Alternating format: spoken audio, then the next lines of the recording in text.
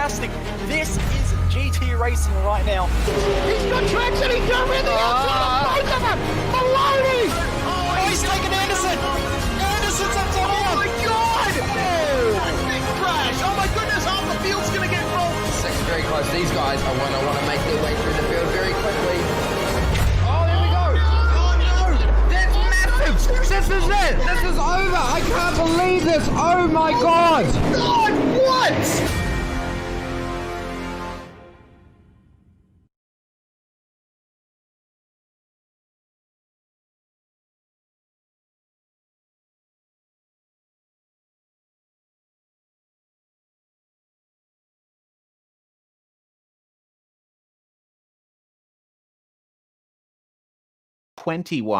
This is the international division of the Majors Series, the most versatile championship in all of sim racing. Pretty much a different car track combo every single round to test the mettle of the drivers that decide to take part for the Mario Andretti Trophy. We're here at Daytona International Speedway for the season opener, 2.4 hours of Daytona. That's 2 hours and 24 minutes for the drivers to strut their stuff in LMP2, GTE, and GT3 machinery.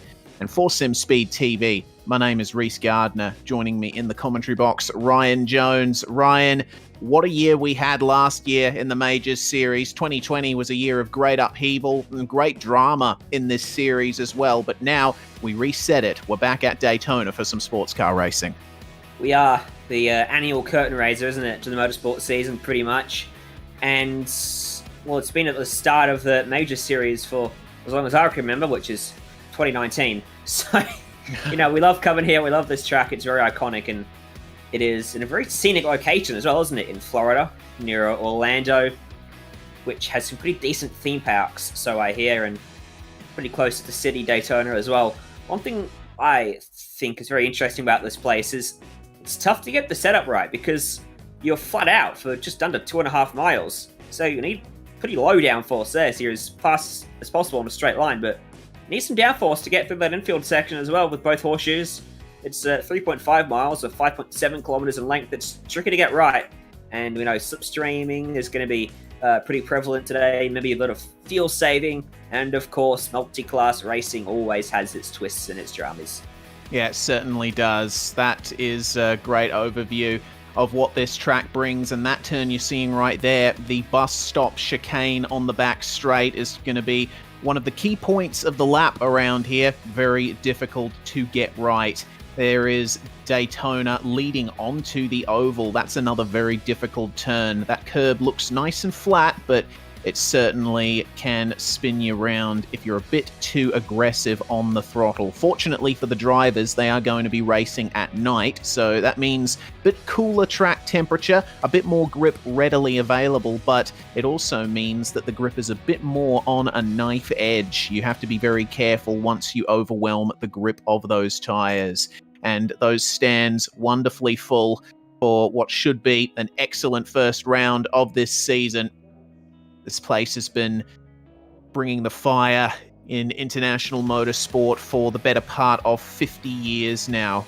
Entering its 52nd year of operation this year is Daytona International Speedway, and the road course has undergone a few changes in that time as well. Here are the race details. They get a single spare car in the Majors Series as usual. We've got 3 classes today, as I said. Got LMP2, the Dallara P217. You got GTE, the BMW, Corvette, Ferrari, and Porsche. And then you got the new BMW M4 and the Lamborghini Huracan in the GT3 class. And you see the amount of laps estimated to be completed by the LMP2 leaders. It's going to be a bit less than that for the GTs, but we got to consider that there's going to be a big strategy play in this race. We expect the GTEs to go for 2 stops and then maybe another splash at the end, but will be a bit different for the LMP2, which burns through the fuel quite quickly, about 45 minutes to a tank, and the GT3s have 120 litres of fuel tank capacity, so they can go quite a while.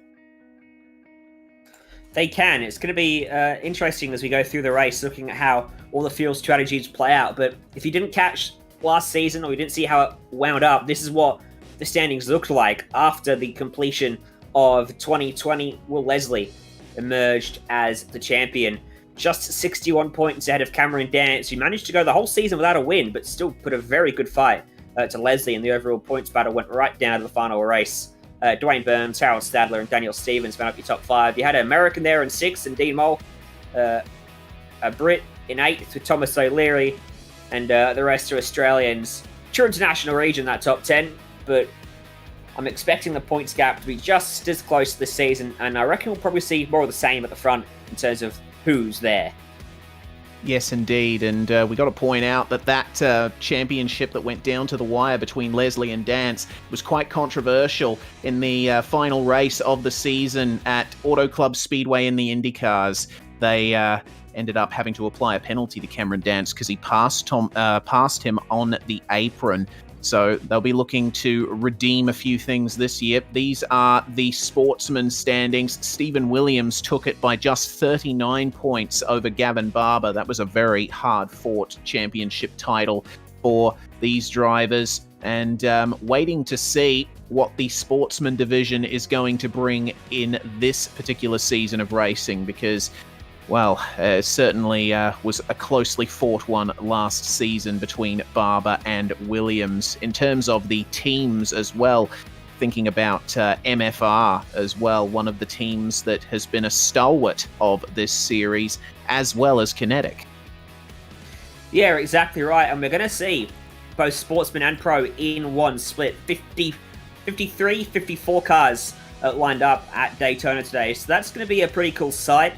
And I actually wouldn't mind seeing that combined grid right throughout the season, but at the same time, if we don't combine, it means we've got too many people, which is never a bad thing. Plenty of traffic today, though, for drivers like Mazomo and the Lmp2s. Gonna have to do a lot of passing, even if he starts and finishes last in class. Gonna have to pass a lot of GTEs and GT3s.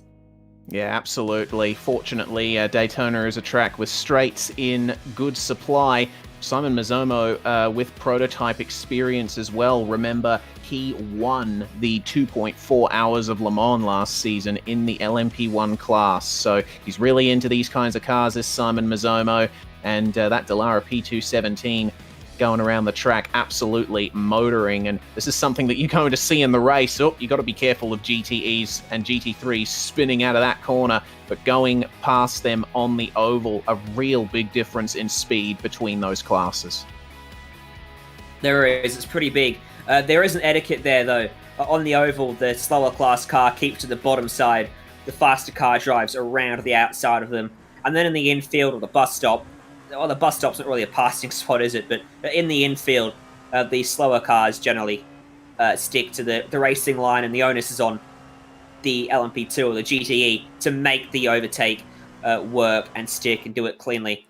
So in a manner where there is no incident. So I think patience is very much the key. Even if you have a car right behind you who's trying to chase you down, just make sure you don't get caught up with that GT3 in front of you, because it's a pretty silly way to go out of the race, and you never know, they could get held up even worse than you did. So it's a long race, 2.4 hours. Yeah, certainly is. Patience is going to be one of the huge factors the drivers are going to have to take into consideration. Alexander Sheridan, who'll be right on board with, just getting passed by an LMP2 on the run onto the start-finish straight, and you see one of the GT3s, I believe, in front of him. Bit of a difference in straight line speed when you get into the draft, but there is quite a similarity between GTE and GT3 in terms of when they top out for straight line speed. The GTE cars have more downforce, but the GT3 cars with less downforce, they have a bit less power. They're still able to reach the same speeds at the ends of the straights. So not just between LMP2 and GT, there's our two GT classes that are going to have to face off against each other and try and find a clean way past. Exactly. You know what we haven't spoken about yet? A slight tweak to the formats this season. Hey, Reese, qualifying going to take place just before the race here, so a very real chance of jumbled up grids, some fast guys getting caught out. They get 4 laps, 10 minutes. it's going to add some extra spice to these race days and a bit of an unknown, especially for some of the fastest drivers out there. Yeah, absolutely. It all comes down to that. The majors obviously running pre-qualifying before the race events last season, but with this qualifying session just before the race this season, it is going to increase the pressure for the drivers. You see Clint Smith right there leading the standings in the GT3 class in practice right now. Cameron Dance in the GTEs and Chris Owen just going to the top there in LMP2. Look at the gap there between Owen and Harold Stadler. That will be incredibly interesting to watch in qualifying. It's pretty tight, isn't it? 400ths of a second. And you can see the three classes, LMP2, GTE, and GT3. There's about 7-8 seconds between the fastest LMP2 and the fastest GTE. There's about 4 seconds between the lead GTE to the lead GT3. So that's the sort of difference you'll see in qualifying between them. And obviously you can tell with that, you know, it's only going to take a handful of laps for LMP2s to catch up in the race because they're 11 seconds quicker than the fastest GT3. We're on board with one of those GT3s. It's a Lamborghini Hurricane. The other one they have eligible out there is the BMW M4. Two pretty much brand new cars to the service. Yeah, they were both introduced in the last build update for the iRacing service, and Johnny Bell, one of the drivers repping the BMW M4. The front of the car has certainly been controversial since its unveiling, but looks don't mean all that much. It's all about how they race in GT3, and the M4, which is in iRacing as a development car, effectively. It's been put into the sim before it was homologated for real-life racing. Certainly a great testing ground for that machine. The differences in the drivetrains as well is something that I love about GTs. The Lamborghini has a naturally aspirated V10. Meanwhile, this BMW has a turbo inline 6, and it produces a very nice sound as it goes down the straight here at Daytona. It's got very long gear ratios as well, so I would be really interested to see what kind of speeds it'd reach at a place like Le Mans. Very, very fast. It would be my guess. I'm just thinking on our calendar this year, whether we see Le Mans. We do see Le Mans, don't we? So I guess you'll probably get to answer that question in a few months' time. We'll see, depending on if GT3 cars are eligible for Le Mans. Usually it's only the prototypes and the GTEs that race there. But I guess we'll cross that bridge when we get to it. We've only got about 90 seconds left in the practice session before we go into qualifying. And the drivers just getting their final runs in, making sure they have everything they need to nail that one qualifying lap. Owen and Stadler still at the top in LMP2. Cameron Dance, Daniel Stevens, and Dean Moller, your top three in GTE. And Clint Smith, Dwayne Burns, and John Sorensen, your top in GT3. Just 1 minute to go. So, form guide. What are we looking at for this one? Obviously, we've got our championship contenders from last season. They're in different classes for this race. Cameron Dance is in GTE. He's currently fastest in GTE in his Porsche. Will Leslie is running the LMP2, and he's actually towards the rear end of the timing screens. However, in practice, it's a bit of a tough one to gauge. Will could, for example, be practicing his full fuel runs. Chris Owen, Harold Stadler, who are currently quickest overall, could be looking at their quali runs with a very light tank. So take a look after qualifying, but certainly Dance looks fast again. In GT3, Clint Shane Smith, Dwayne Burns, Shane Bowen. There's a lot of guys from Sportsman in the GT3 class. I'm going to keep my eye on Shane Bowen. Currently fourth in practice. Should have some pretty good race pace. He normally does. Yeah, certainly should. Always keep an eye out for Shane Bowen and Dwayne Burns, the two Avatar auto racing machines. They have put themselves in and around the top 5 in a few rounds last season, and they particularly shined in the oval events. But we move on now to qualifying. Of course, this round of the Major Series supporting the Wounded Warrior Project. We support a different charity for every single round of this series. And Will Leslie, the first car out in the P2 class in the Kinetic International LMP2. Reigning champion, this guy. So he has got to nail this and get his championship defense off to a good start. Considering where he was in practice, he might have quite a bit to improve on.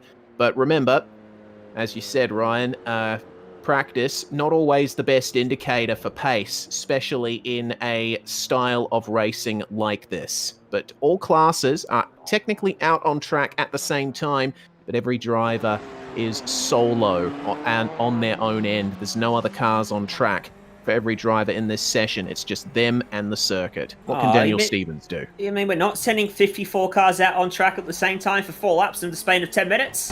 Yeah, I know. What a shame. I actually would have loved to see that. But this is good. Everyone gets in their lap. No one gets advantaged or disadvantaged by that 2.5 mile long slipstream they could get.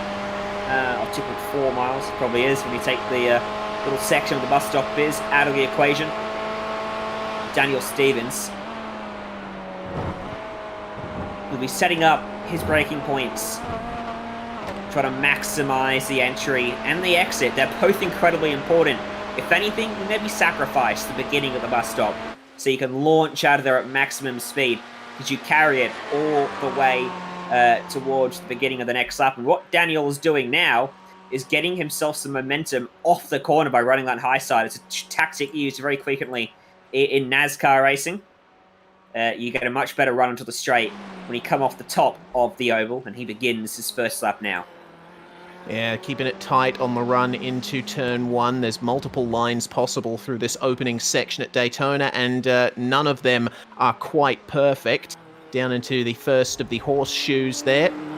Got to keep it nice and tight and lead out on the throttle over those exit curbs. Driving the Corvette C8R in the GTE class, the new controversial model of Corvette. It's quite a big change in philosophy from earlier versions of this classic racing car. Used to be the big, brutish, front-engined American monster, but now the engine has moved to behind the driver, and the format of the engine has changed a little bit. Less capacity, stick a couple of turbos on it. Sounds a bit more like a European V8 now, but I'd say that it's still very much the American car in this series. And yes, Stevens looking quite good on the banking. Don't you diss my Corvette? I love that car. The Corvette would be my go-to if I was running in this race. There's a good reason I'm not running in this race, though. Yeah. It's a pretty good car to drive, actually. It handles pretty well, at least for my tastes. It's not too unpredictable or anything. Yeah, it seems Daniel Stevens is finding it nice and predictable as well, because there was a nice clean run through the bus stop. Thomas Hinz going to the top in the LMP2 class at the moment. 1 minute 33.9 to start things off. Harold Stadler, though, immediately reclaims it as Stevens crosses the line, sets a 1 minute 40.4, puts himself in 6th place in the overall standings. That's pole position in class. Chris Owen brings the time down for LMP2, and Clint Smith now to the top in GT3. Good mirror there of practice for Clint. A 144.077 in practice and a 144.066 in qualifying. Now that shows you what sort of setup he was running in practice. He was getting ready for this 10-minute sprint. Chris Owen as well. He's 2/10 off his practice time at the moment, and he's just grabbed the fence there. And he's had to tow back to pit lane. That's going to really affect his qualifying. He should still get all his laps in, but tyre temperatures and the tyre cycle might not be quite where he wants it for any of his laps now. Yeah, and Philip Morton as well, who hasn't got a lap in yet, Reese. No, he is not. And I was going to say about Chris Owen there, locking the brakes on the entry into the hairpin. Actually quite an easy thing to do in the LMP2, locking up the brakes. And once they catch, there's not much you can do to bring it back. So got to focus on braking early for those hairpins as Jake Fox begins his next lap, currently on a 34.795. As I think I just saw Scott Newton pip himself into 4th place there in the LMP2 class. Philip Morton has just come out of the bus stop as well and will be looking to set his first proper lap time. Seemed like a pretty competitive run for Morton so far as Clint Smith brings it into the pits. That pit entry is going to be something to watch out for as well during the race. It widens quite a bit on entry, but you've got to be very careful how you slow up. It's a very quick run down there to pit entry. What can Phil Otto do meanwhile? In the BMW, he improves and puts himself up into 8th place in GT3. Yeah, good job from Phil. 41st overall. Julian Mookie, another driver, he had to put a time down. He's in the GTE class in that very distinguishable Corvette. Coming across the line now. Where does he go? He goes all the way up to P30 on the timing sheets, 14th in the class, a 42.558 for him. 3 minutes, 45 seconds left on the clock. Look at the gap in LMP2 and GTE, less than a tenth in both of them. Yeah, it's very close between Owen Stadler and then Dance and Stevens in GTE. By comparison, Clint Smith is stomping the GT3 field. Blake Neck can only get within 5/10 as Robert Northway puts himself into P4 in GTE. And in terms of those times, Cameron Dance's fastest time in GTE is now 1 minute 40.3. So that 42.5 that Julian Mookie said is actually quite far off the pace, and he might want to get another run in if he can. Daryl Hockey, meanwhile, remains in position number 7. Quite the aggressive entry into the first turn. Now, this livery here looks a bit familiar. It is an Avatar livery. That's Shane Bowen we're watching. What did I say? Look out for Shane Bowen. In the race and qualifying, he's certainly putting himself up in amongst it. He's 6th in class. That was not a great lap for him, though. It was 8/10 off his previous best. Clint Smith and Blake Neck have actually got themselves ahead of Bradley Matheson, who's just having a little bit of a rough time at the moment in his vet. He's just behind 2 GT3s at the moment. Thomas O'Leary, what can he do? He can't go fastest because Chris Owen's gone faster still with a 33.217. Puts himself 2/10 clear of the field. Thomas O'Leary slots in to the gap between Owen and Sadler. That's a good run there from Thomas O'Leary, putting himself P2 in the dying minutes of the session. What about Petr Vostrel? Currently 16th in GTE and coming out of the final corner now. Well, no, actually, he's coming down the back straight towards the bus stop, driving the Porsche, one of the nicest sounding of the GTE cars, and that looked like a pretty clean run there through the chicane. He hasn't quite been able to match his fastest time so far, a 42.771 for Petr. And his last lap was a 1 minute 42.786. Let's see if he can improve on that any as he comes into the tri-oval and across the line. It's a 42.414. Unfortunately, not much of an improvement in terms of position, but it's certainly gotten him closer to Julian Mookie and Gavin Barber. Certainly did. I've just picked up on Dance coming out of the bus stop. He was slightly delayed getting on the throttle. Chris Owen, technically speaking, just in front of him, on his own little version of the track, comes to pit lane, practicing that, and giving up on his qualifying efforts. There is Dance in question. A new TechSense livery for that car, at least, this year, as he... Did he match or improve there? He improved by 400ths of a second. Oh, man. Yeah, just 400ths, but I think that's going to be enough to make sure Daniel Stevens or Dean Moll cannot quite match him. Moll, meanwhile, taking his kinetic Corvette out onto the final stretch here at Daytona. He's currently on a... Yes, backstretch, of course. 1 minute 40.665, and oh no, I don't think that's going to be an improvement for him. Just took a bit too much grass on the exit of the chicane. And if you do that, that's the old off-track 1X and lap invalidated. So as the session draws to a close, that's going to be the end of Dean Moll's run and the end of everyone's runs. So here we go then. 2 hours and 25 minutes coming up here. Chris Owen and Thomas O'Leary are your first row in LMP2 with Harold Stadler and Philip Morton in the second row of LMP2. Philip Morton and Scott Newton, 4th and 5th there, with 6th and 7th taken up by Mitchell Bales and Simon Mazzomo.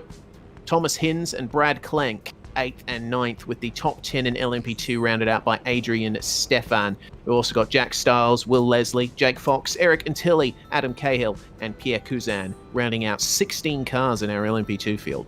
Our poor overlays are having a fit at the start of 52 cars. Cameron Dance, Pole and GTE, and Daniel Stevens will be alongside him. Dean Moll, Alexander Sheridan, good lap from him.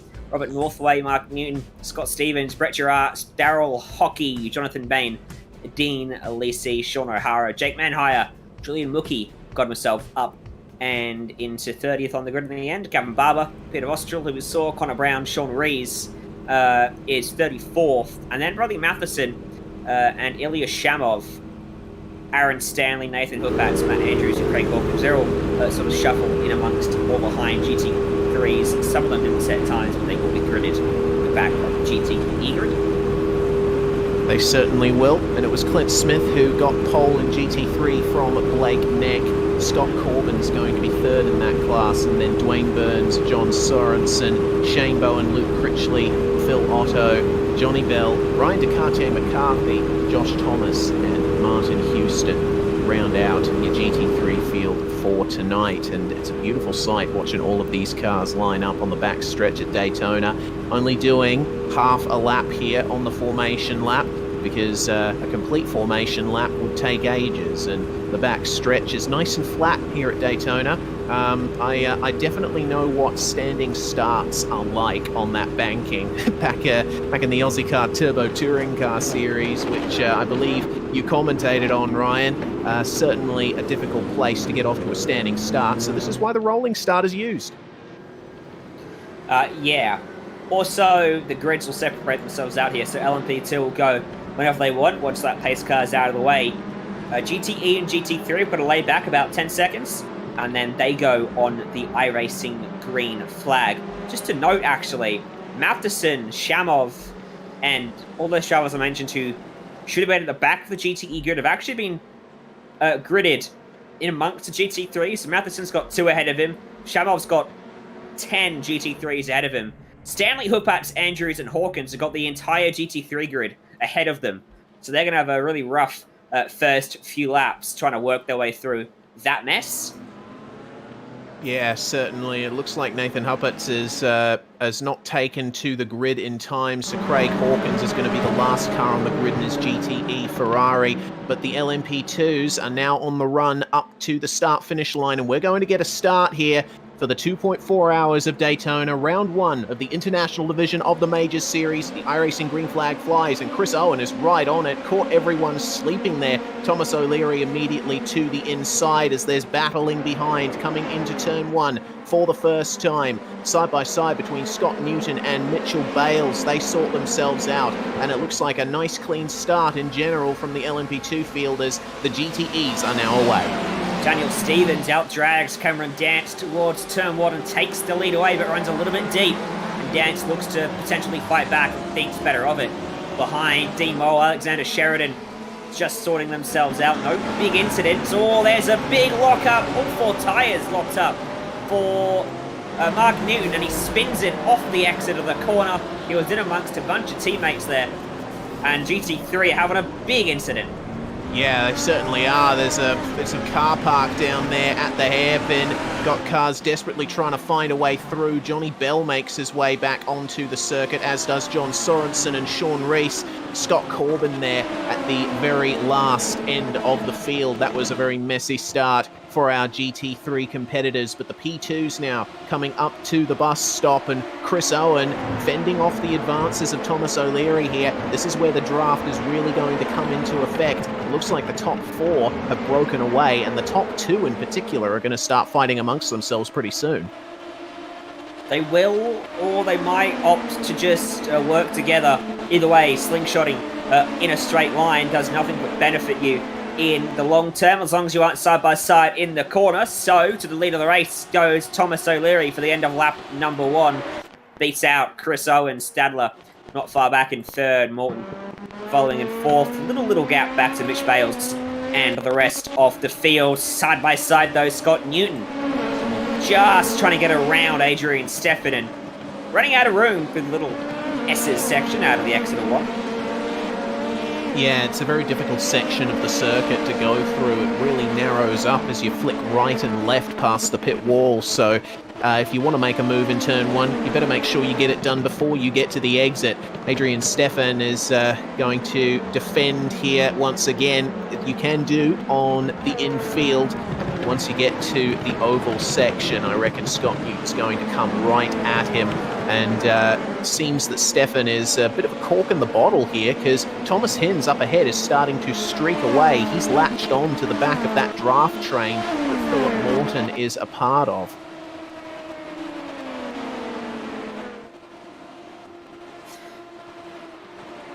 Newton going for the move on Thomas Hinz. The draft has been quite well done for Scott Newton, and he is through. Adrian Steffen has to back off in the middle of the corner, and that is position swapped between the two of those guys.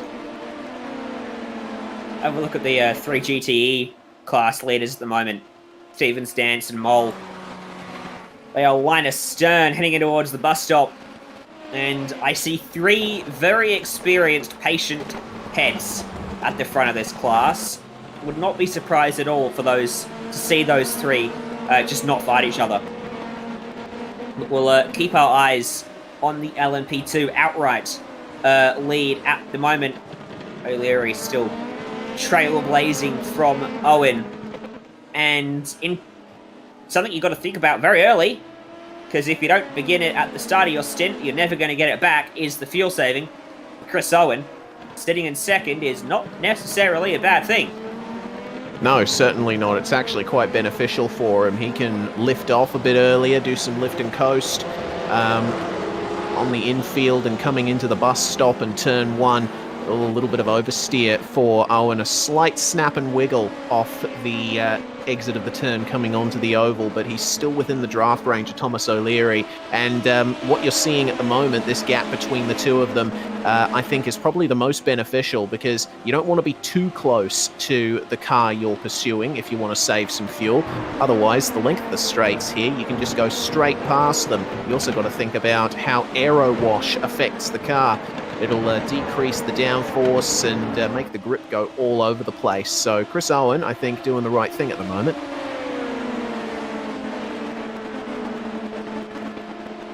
Just watching Will Leslie and Jack Stiles. They swap positions, and now they're trying to swap back. Stiles was ahead at the start of the lap. Well, Leslie's ahead now, but Stiles is back on the outside, and that's Eric Intel just behind, looking to maybe sneak through on the inside. Oh, that's very tight. Almost drove into the left side of Stiles, who actually saw him and just edged the car back towards the outside of the circuit to give him the room. And I think Intel might have just let him go back through there as a bit of a courtesy move. Yeah, looked a bit forceful there, coming down into turn 1. So Stiles back ahead of Eric and Tilly now. And they will live to fight another day.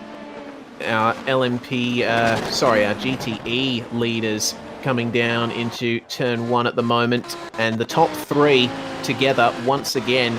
Stevens, Dance and Mole, they've been keeping each other quite honest over the course of the first couple of laps, but up the front, Thomas O'Leary looking quite comfortable here.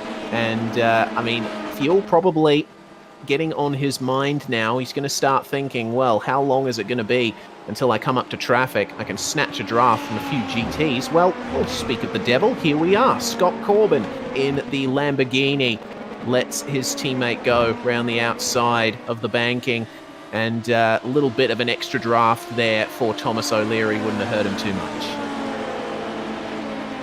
Yep, traffic will just get worse and worse as today goes on, and as all the classes become intertwined and pit stops and all that It's not too bad at the start of the race. It is absolutely mayhem at the end of the race. So that'll be a developing storyline to keep our eyes on. Thomas Hins, fastest driver there on that previous lap.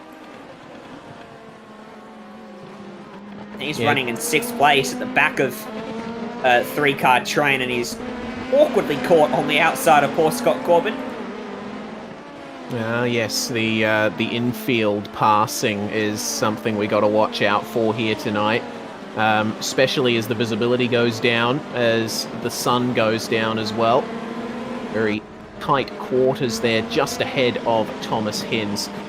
And a little bit of an update on GT3. There has been a change, as you can see down the bottom left. Blake Neck, 2.4 seconds ahead of Clint Smith.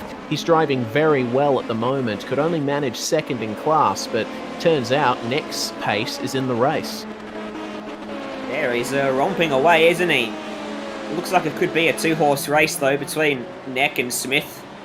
Dwayne Burns certainly languishing a fair way back to the next person up the order in his class. He's got Shane Bowen for reasonably close company, and some GTEs as well. Sean O'Hara, Andrew Stanley, all them slowly working their way up the order after being deposited at the very back of the field. After opting not to set a time in qualifying, that might haunt them for the rest of this race. No cautions, so really can't afford to give up 2 minutes before you've even started, as O'Leary comes across a GTE. And he's going to come across far more GT3s there, making his way past Phil Otto and then Martin Houston.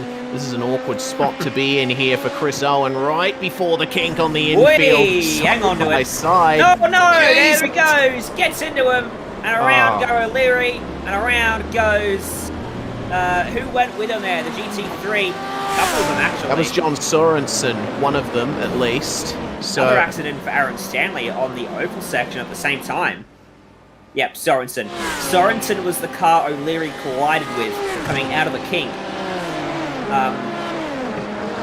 Yeah, and it looks like a classic case of not sure which way he's going to go for those guys. Sorensen, it looked like, was trying to stay in the middle of the track there, or trying to go left or right, but O'Leary was just coming up on him way too fast. It's a really awkward piece of road. I jumped into a practice session earlier with a bunch of guys and had the same issue. I was driving a Corvette, the guy behind me in an LMP2. It's a piece of the road where the racing line switches from right to left, and if you don't switch instantly, the car behind thinks you're sticking on the inside and goes to take the racing line, and then, you end up combining. It's just really awkward. And, yeah, I do think maybe O'Leary should have been a bit more patient. It's lap 7. Yeah, happening this early in the race is not a good sign, but at least he's gotten some of his potential bad luck out of the way now. He's still in 4th in class, having just made that move there. No damage, yes, very fortunate there. Having just made his way past Mitchell Bales, poor Adrian Stefan having troubles down at the first turn. Thankfully, there's a big expanse of tarmac there for you to gather it up, but nevertheless, very high-speed approach to turn 1. It can certainly be scary. So Chris Owen with the lead now in the LMP2 class, and Daniel Stevens and Cameron Dance starting to close in on each other here. Dance starting to drop Dean Moll. Yeah, Moll's fallen away while Dance and Stevens have maintained their dual dance at the front of the field. Yeah, as I said, these two are so experienced, and Dean Moll as well. I'm expecting very little in the way of actual fighting between them until at least halfway in this one, or some pit stops change it up as we go back to the front. And it's O'Leary looking to make a move on Philip Morton, who's just edging up the racetrack because there is a GT3 down low, and now there's not. They've gone past him at a rate of knots. Yeah, they certainly have. The closing speed massive there, and round the outside goes Thomas O'Leary, a bit more aggressive on the brakes, but no, contact has been made again, and they're in the middle of the track. Mitchell That's going to be Bales dangerous. And Scott Newton both get a piece of it as well. Ah, that's a big shame there. Philip Morton and Thomas O'Leary, 2 into turn 1. That was quite awkward there, and it was just a little bit of contact as well, but this LMP2 car is so light and so nimble that the slightest tap can get it unsettled, but the GTE lead's still going. Could you tell I saw that coming from a mile away? Mm-hmm. Yes, As indeed. soon as O'Leary swept around the outside, he started pinching, and if you're going to go around the outside, at least hold your line.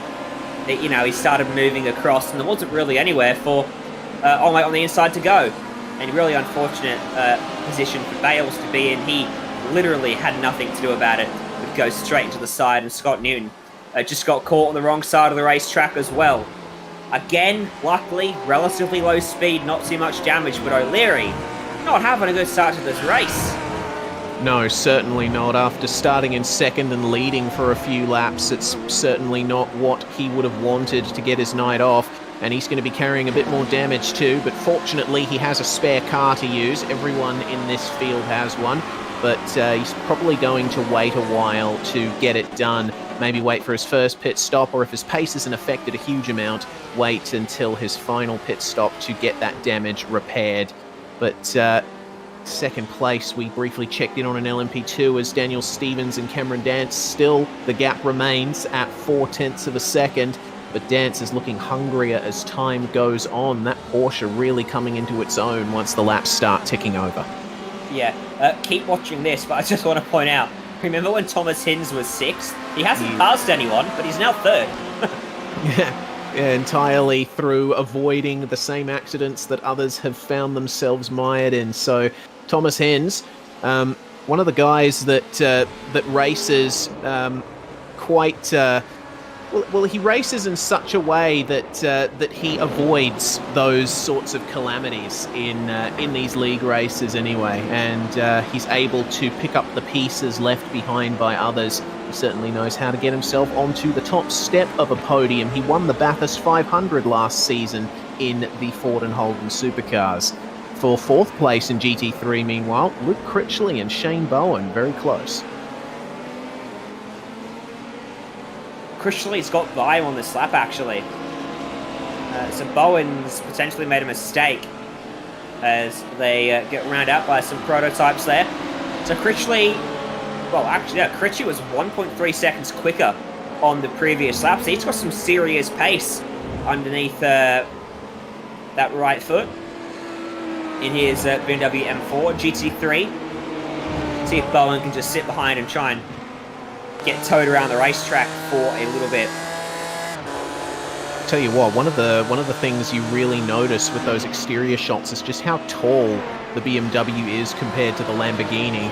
Wait until they get back out onto the flat here, and you'll be able to see Shane Bowen's Lamborghini cuts through the air just a little bit better there than Luke Critchley's BMW, but the pace that Critchley is showing, certainly nothing to sneeze at. Bowen is in the draft though. He's going to have to be careful. Coming down to turn 1, they have an LMP2 coming up behind them. That is Jake Fox, who, should mention, had a spin on lap 1 at this very section of the circuit.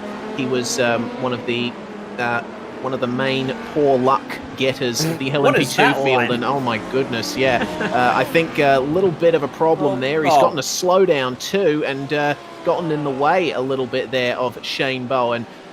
It lets him go though. The car is faster. Yeah, that is unfortunate there, because Shane Bowen has now completely lost touch with Luke Critchley. Track position is so key in this sort of racing. Gap at the front of GTE is as stagnant as ever. 0.3 of a second between Daniel Stevens and Cameron Dance. It's a Corvette up against a Porsche RSR. I think I touched on the new livery for a second for Cameron Dance at TechSense Fitsai Motorsport. What do you think about it?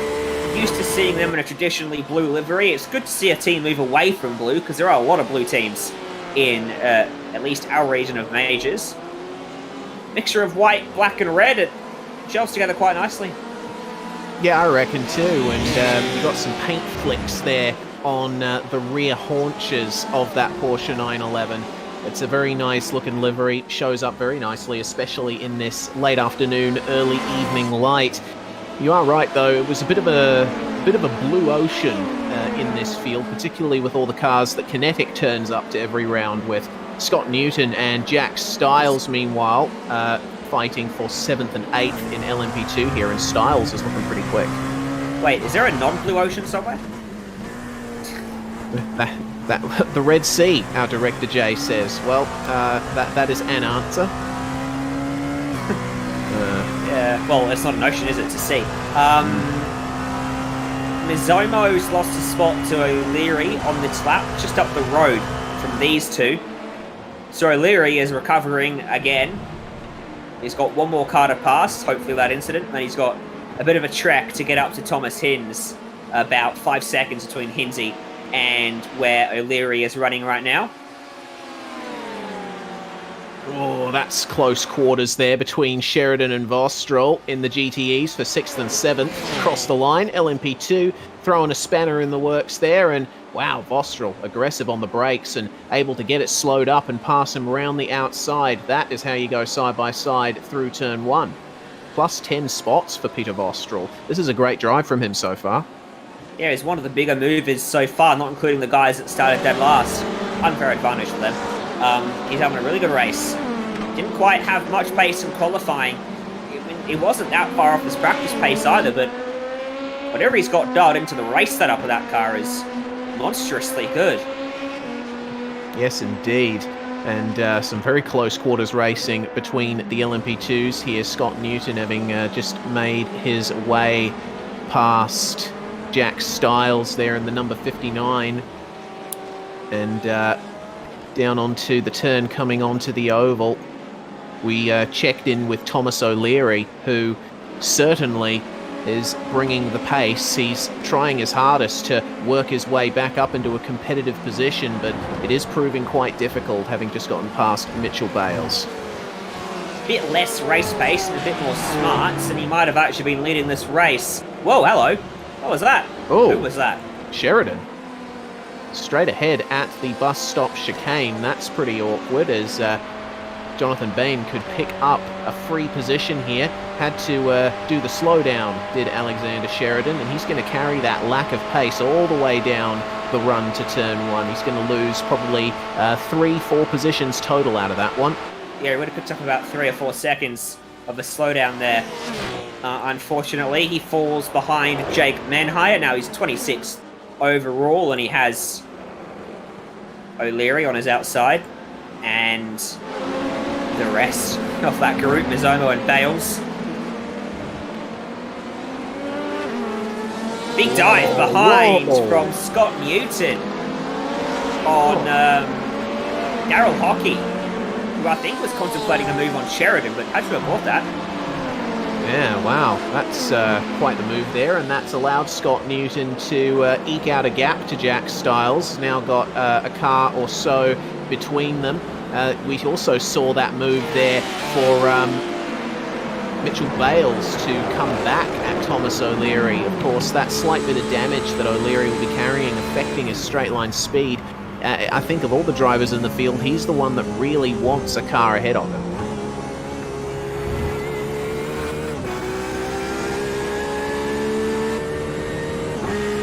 And we've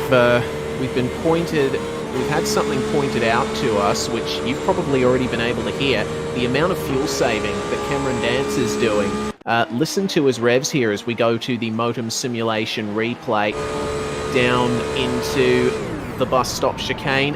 Complete clutch down into the braking zone. So he is massively on the fuel saving train right now. We could have just stayed on board for turn 1 because he did the same thing down there. Yeah, and you could actually see just before we cut away to the replay that Daniel Stevens was driving away from him, despite giving him a big old tow.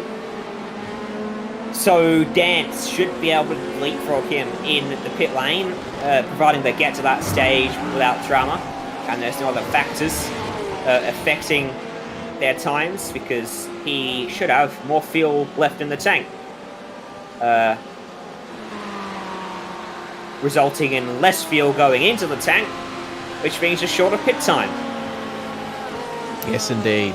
That's the main goal. And Blakeneck continuing to charge ahead in GT3. The gap now 2.5 seconds between himself and Clint Smith. That gap has stayed pretty stable over the course of the last 20-something minutes. And Blake seeming very comfortable in his Lamborghini.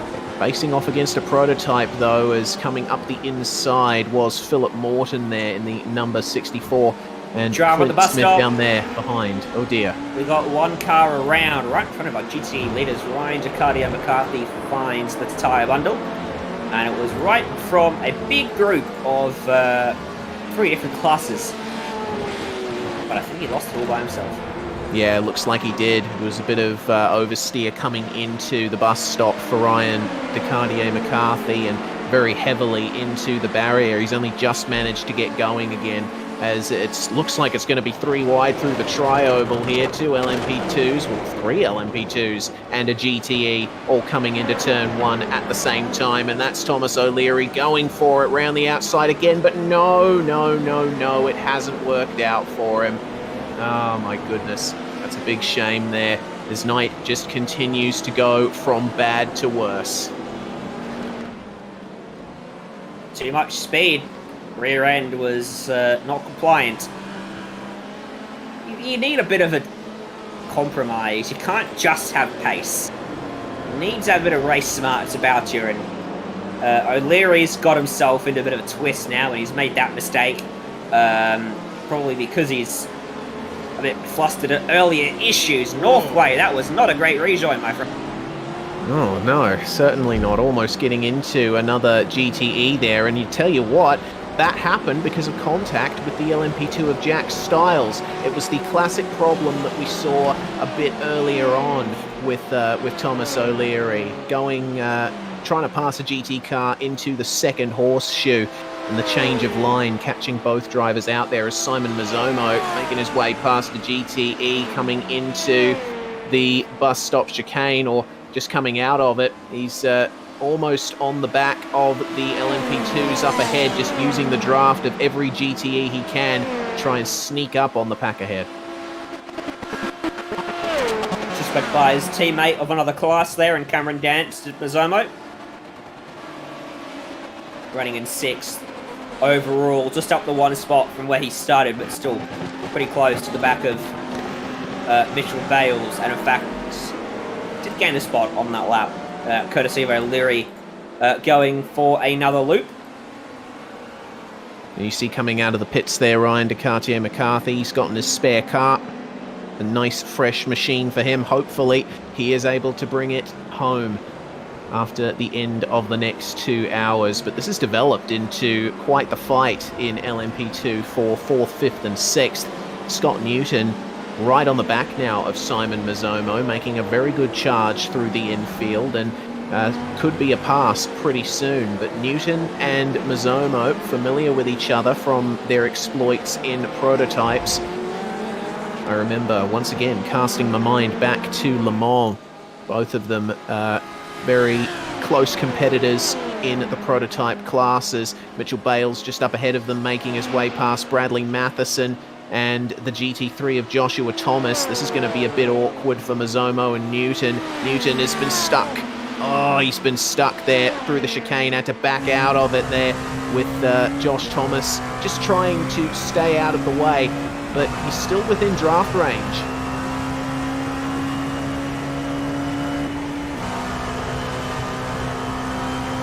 Just about. Have a look at this. Yeah.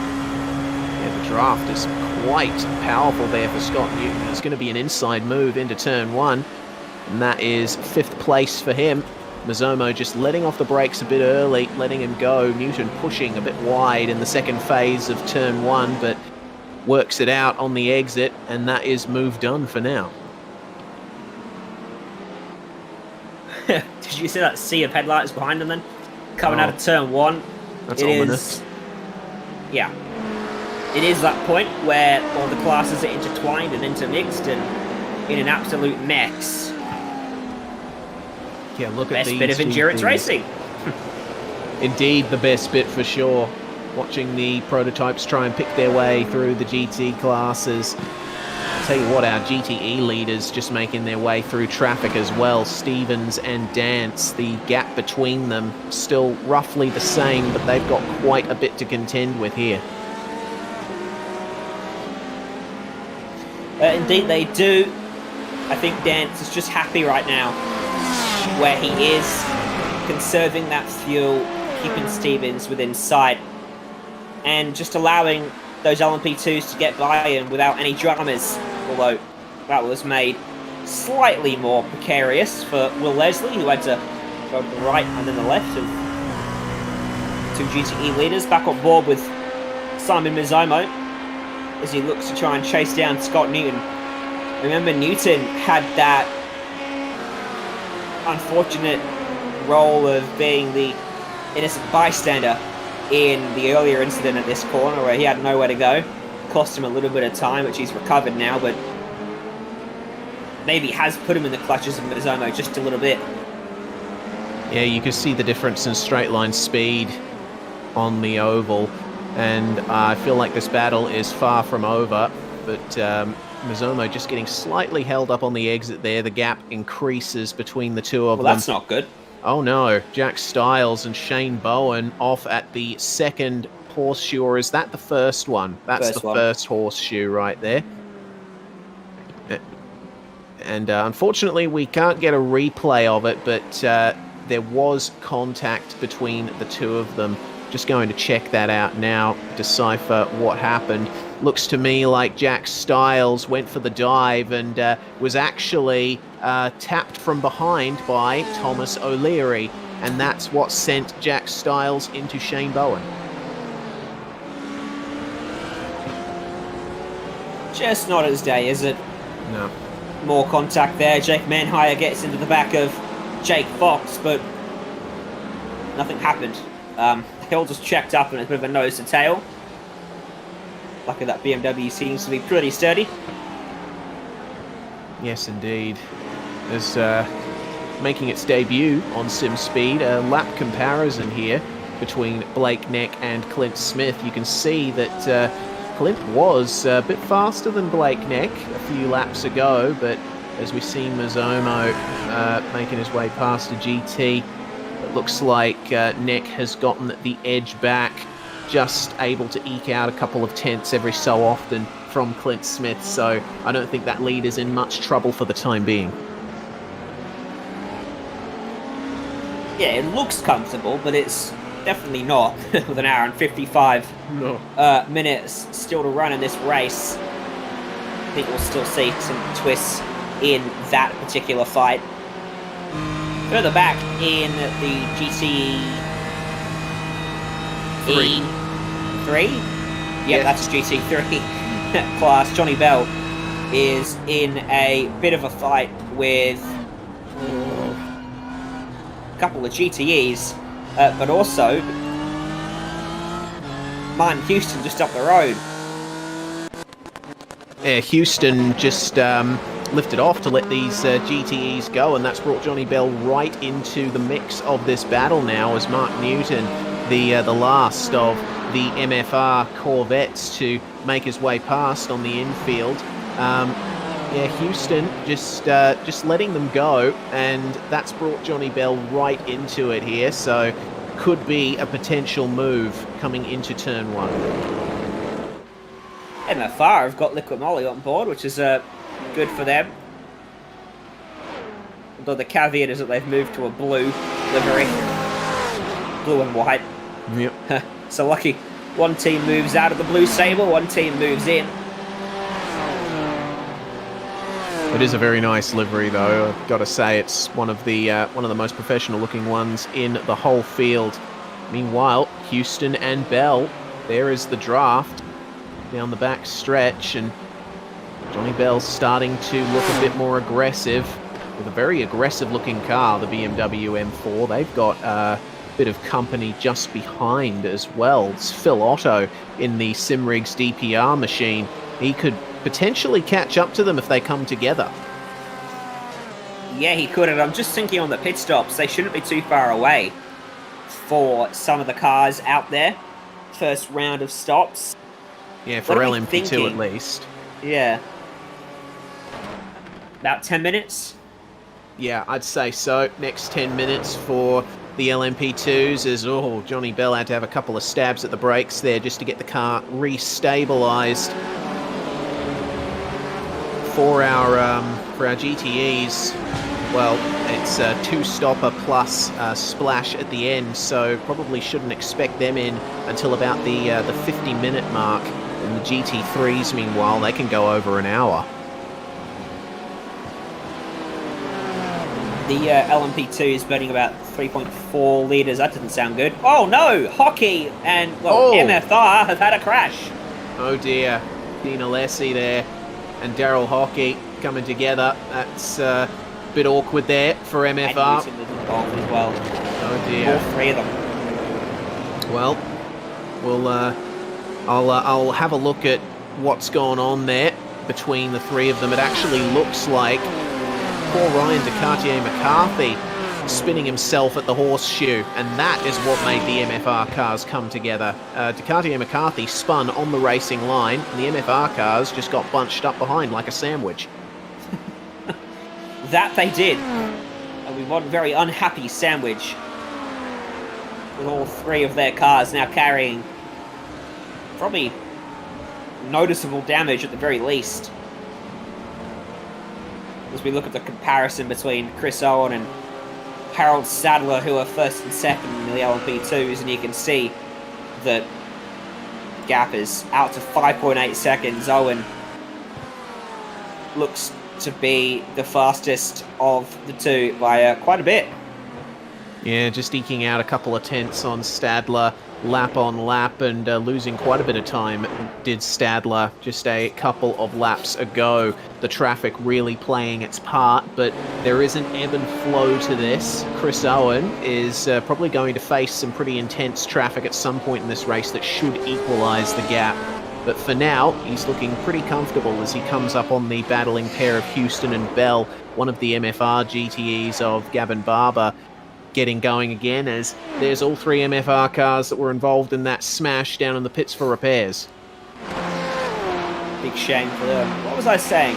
Yeah, the fuel burn. About 3.4 litres for LMP2, whereas for your GTEs, it's only about 2.9 on average across all four manufacturers. So you can see why they need to pit a bit more frequently. As Vostrel and Northway continue to fight here, just 3 tenths between them, and they haven't got far to go until they reach Scott Stevens in the Fusion Sim Racing Chevrolet Corvette. You see him just down there at the bottom of the screen, getting passed by Pierre Cousin in the yellow LMP2. Wait to see how that battle turns out, as Vostrel side by side with Northway, and that's Northway going for the move down at turn 1. Nice, easily completed move there for Northway, and I think Vostrel, he knows that he's got the pace to finish really well at the end, so might as well back off a bit and just let things happen.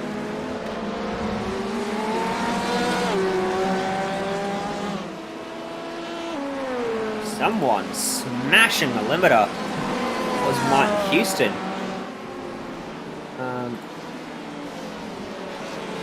In towards turn 1. Meanwhile, pit stops are taking place for Harold Stadler. Yeah, Mitchell Bales as well, bringing it in. Our first two pitters in the LMP2 class, and we could probably expect the rest of them to come in the next lap or two. That promotes Thomas Hins up to second place.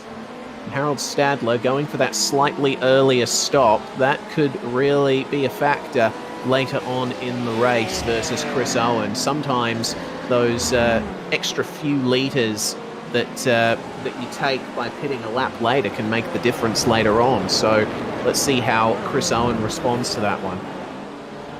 Certainly can, and it adds up as well across your pit stops. It was Gavin Barber, absolutely maxed out on the top of 6th gear in his Corvette that I heard, smashing his way down towards turn 1 as Stadler comes out of the pits, just ahead of Philip Morton And those two have both pitted. So was Mitchell Bales. Yeah, Philip Morton pitted early on for damage. He had some issues in the opening lap, so he's a bit out of sync in terms of strategy. Mitchell Bales, though, you just saw just behind them, and he could certainly come into the fray with Harold Stadler shortly too. Jonathan Bean and Alexander Sheridan now together. Jonathan Bean, one of the MFR stalwarts. Hiddensey's in the lane. There was an incident for Craig Hawkins, spun by himself down at the bus stop and took a long while to get going again. Not good news for him, unfortunately. He's running 50th at the moment. Will Leslie comes to the pits as well. Eric in Tilly says, I can go one more, at least. Okay.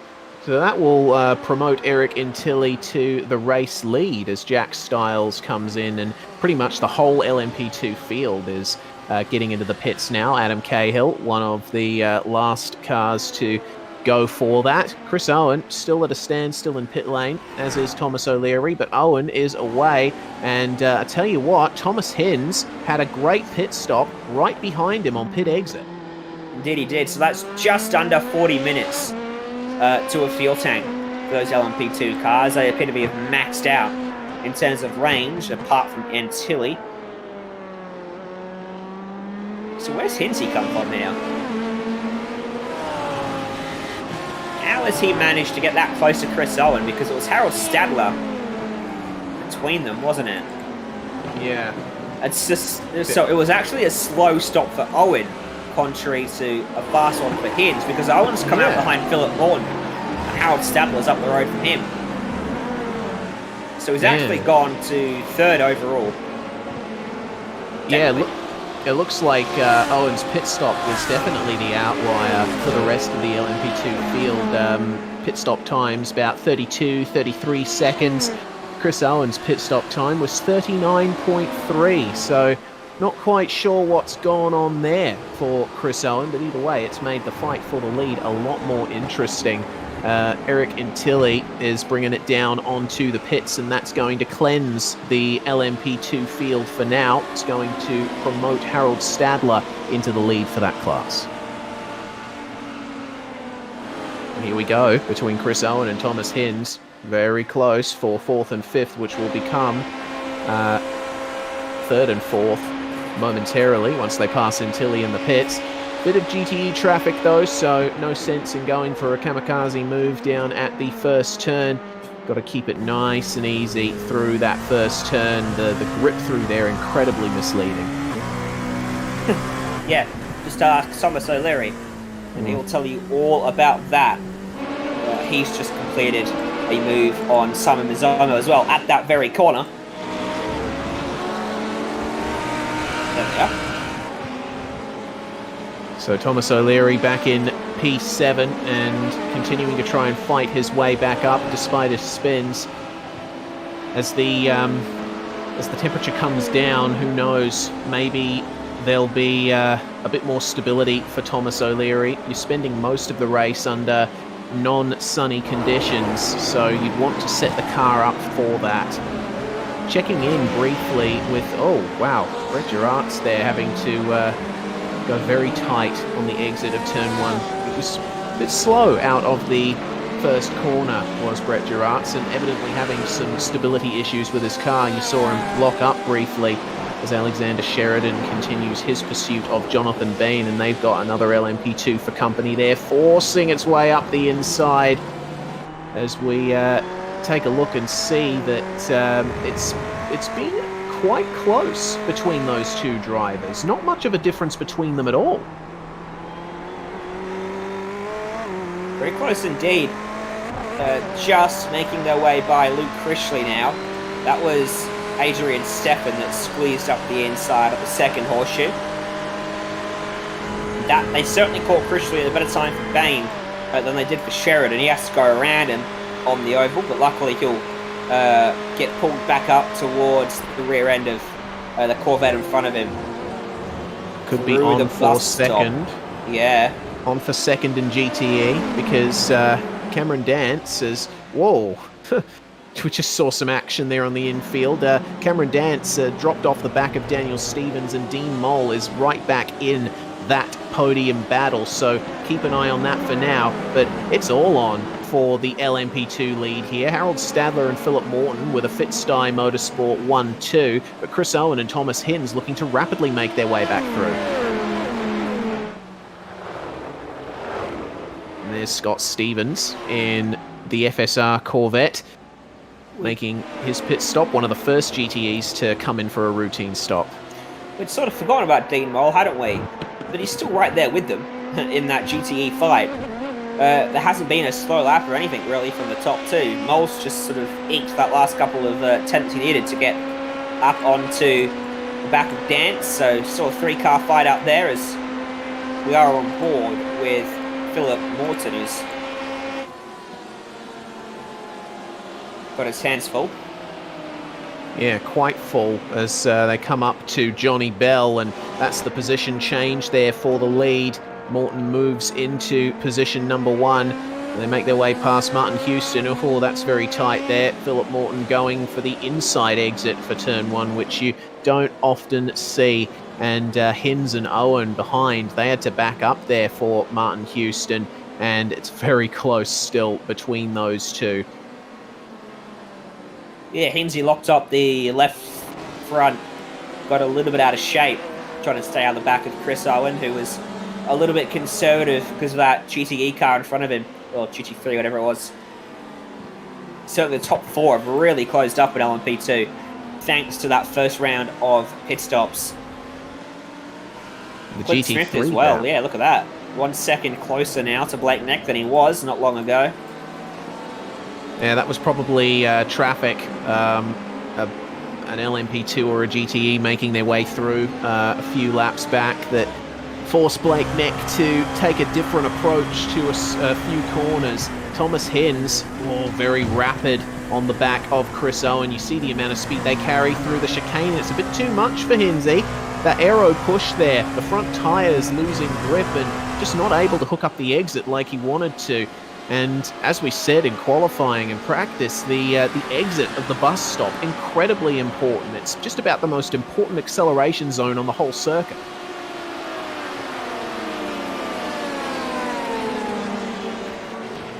Out of the bus stop and out of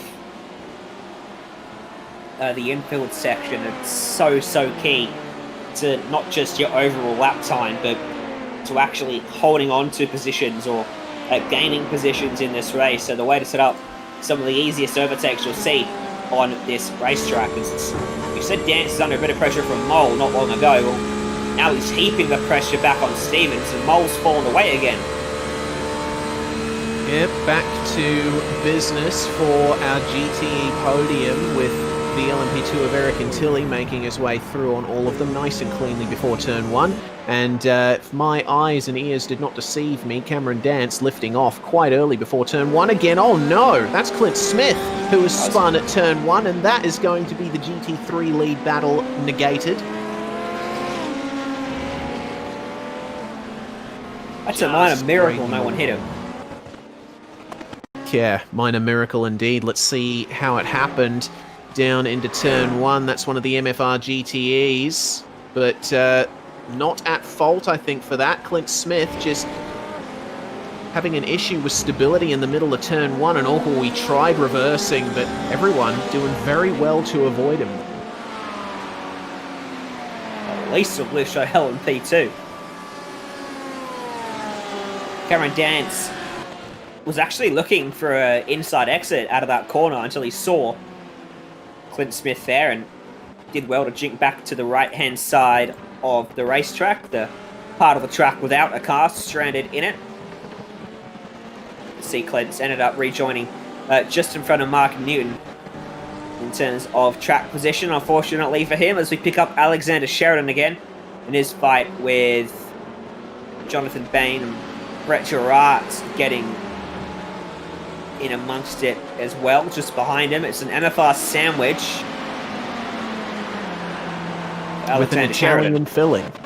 Alexander Sheridan driving the Ferrari in this, and making their way up to the back of Dwayne Burns here with Dean Alessi, one of the sister MFR cars, actually on a different lap to these guys, so the blue flag will be flying. He is going to give his teammates a nice draft, though, as he makes his way past Burns in the Lamborghini. Burns running in third in GT3 right now, and you see how much of a benefit that's given the two MFR cars. Alexander Sheridan trying his best to tag along here as Ben moves ahead of his teammate, and let's see if Alexander Sheridan can clear Dean Alessi through turn one. Not quite. Alessi actually going very deep into turn one, and they block both sides of the racetrack there. Alexander Sheridan not able to find a way past. Sheridan was 13 kilometers quicker by the time they reached the braking point, thanks to the tow he got off the cars in front. It was absolutely flying in towards turn one.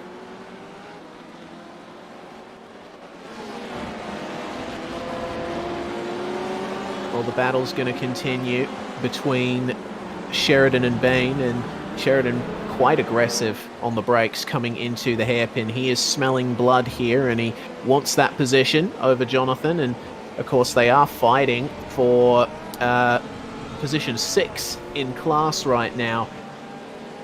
There's always someone to race with, no matter where you are in this field, and I'm really happy that it's a huge field we've got tonight, because really it does seem that everyone has some enjoyability in this event.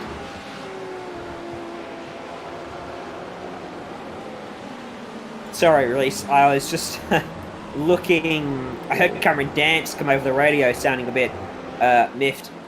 And I found him on the racetrack and discovered there were 3 wide in front of him. I can't quite figure out if he had any close calls, because my PC is a potato and I can only see 20 cars at once. Righto. Well, either way, it doesn't look like it's affected the position battle too much, as Mr. Sheridan now trying to go for 6th here on the outside of Jonathan Bean coming into turn 1, and Bean sticking to the inside, try and protect from Sheridan's advances, and it has worked for the time being. I think it might be a couple of laps before these guys truly come together again. Meanwhile, 3rd and 4th in LMP2, Thomas Hins still chasing down Chris Owen, and they've got GTE traffic coming into turn 1 to contend with. That's one of the Fitstyle Porsches there, and oh goodness me, super close quarters between these two. Owen goes for the inside, and that's going to be nice and easy done. The GTE sees Thomas Hins coming and stays wide for him, but this battle, I think, is going to go on for quite some time yet.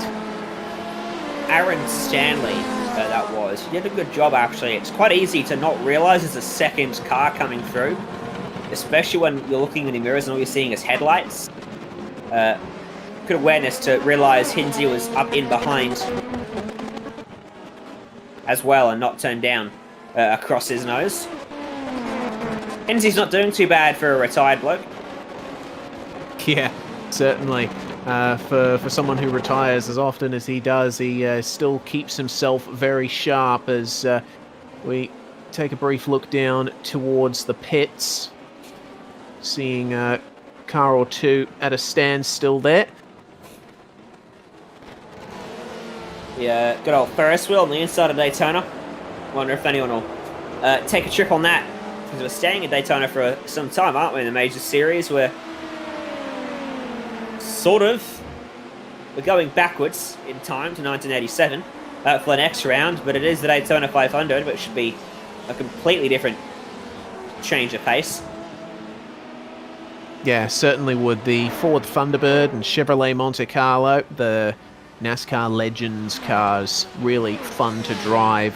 I actually, as we see Philip Morton jump on into the pits for Fitstyle, I remember doing my first couple of races in the 1987 NASCAR cars, and I was surprised at big tracks like here at Daytona and at Talladega as well. Modern stock cars, you just tip them in and keep it flat, but the 87 cars, you actually have to drive them through the corners. You learned that the hard way? I learnt it the gradually pushing more and more way. Yeah, look, I started off in the turn 1 at full throttle and did not come out the other side. In a race as well. Oh, wow. You know me. Always overconfident. So that pit stop for Philip Morton. Why is my question. I'm trying to work it out. I just tried to figure out if pitting now puts him on a good cycle to the end, and it doesn't. So a curious time to pit.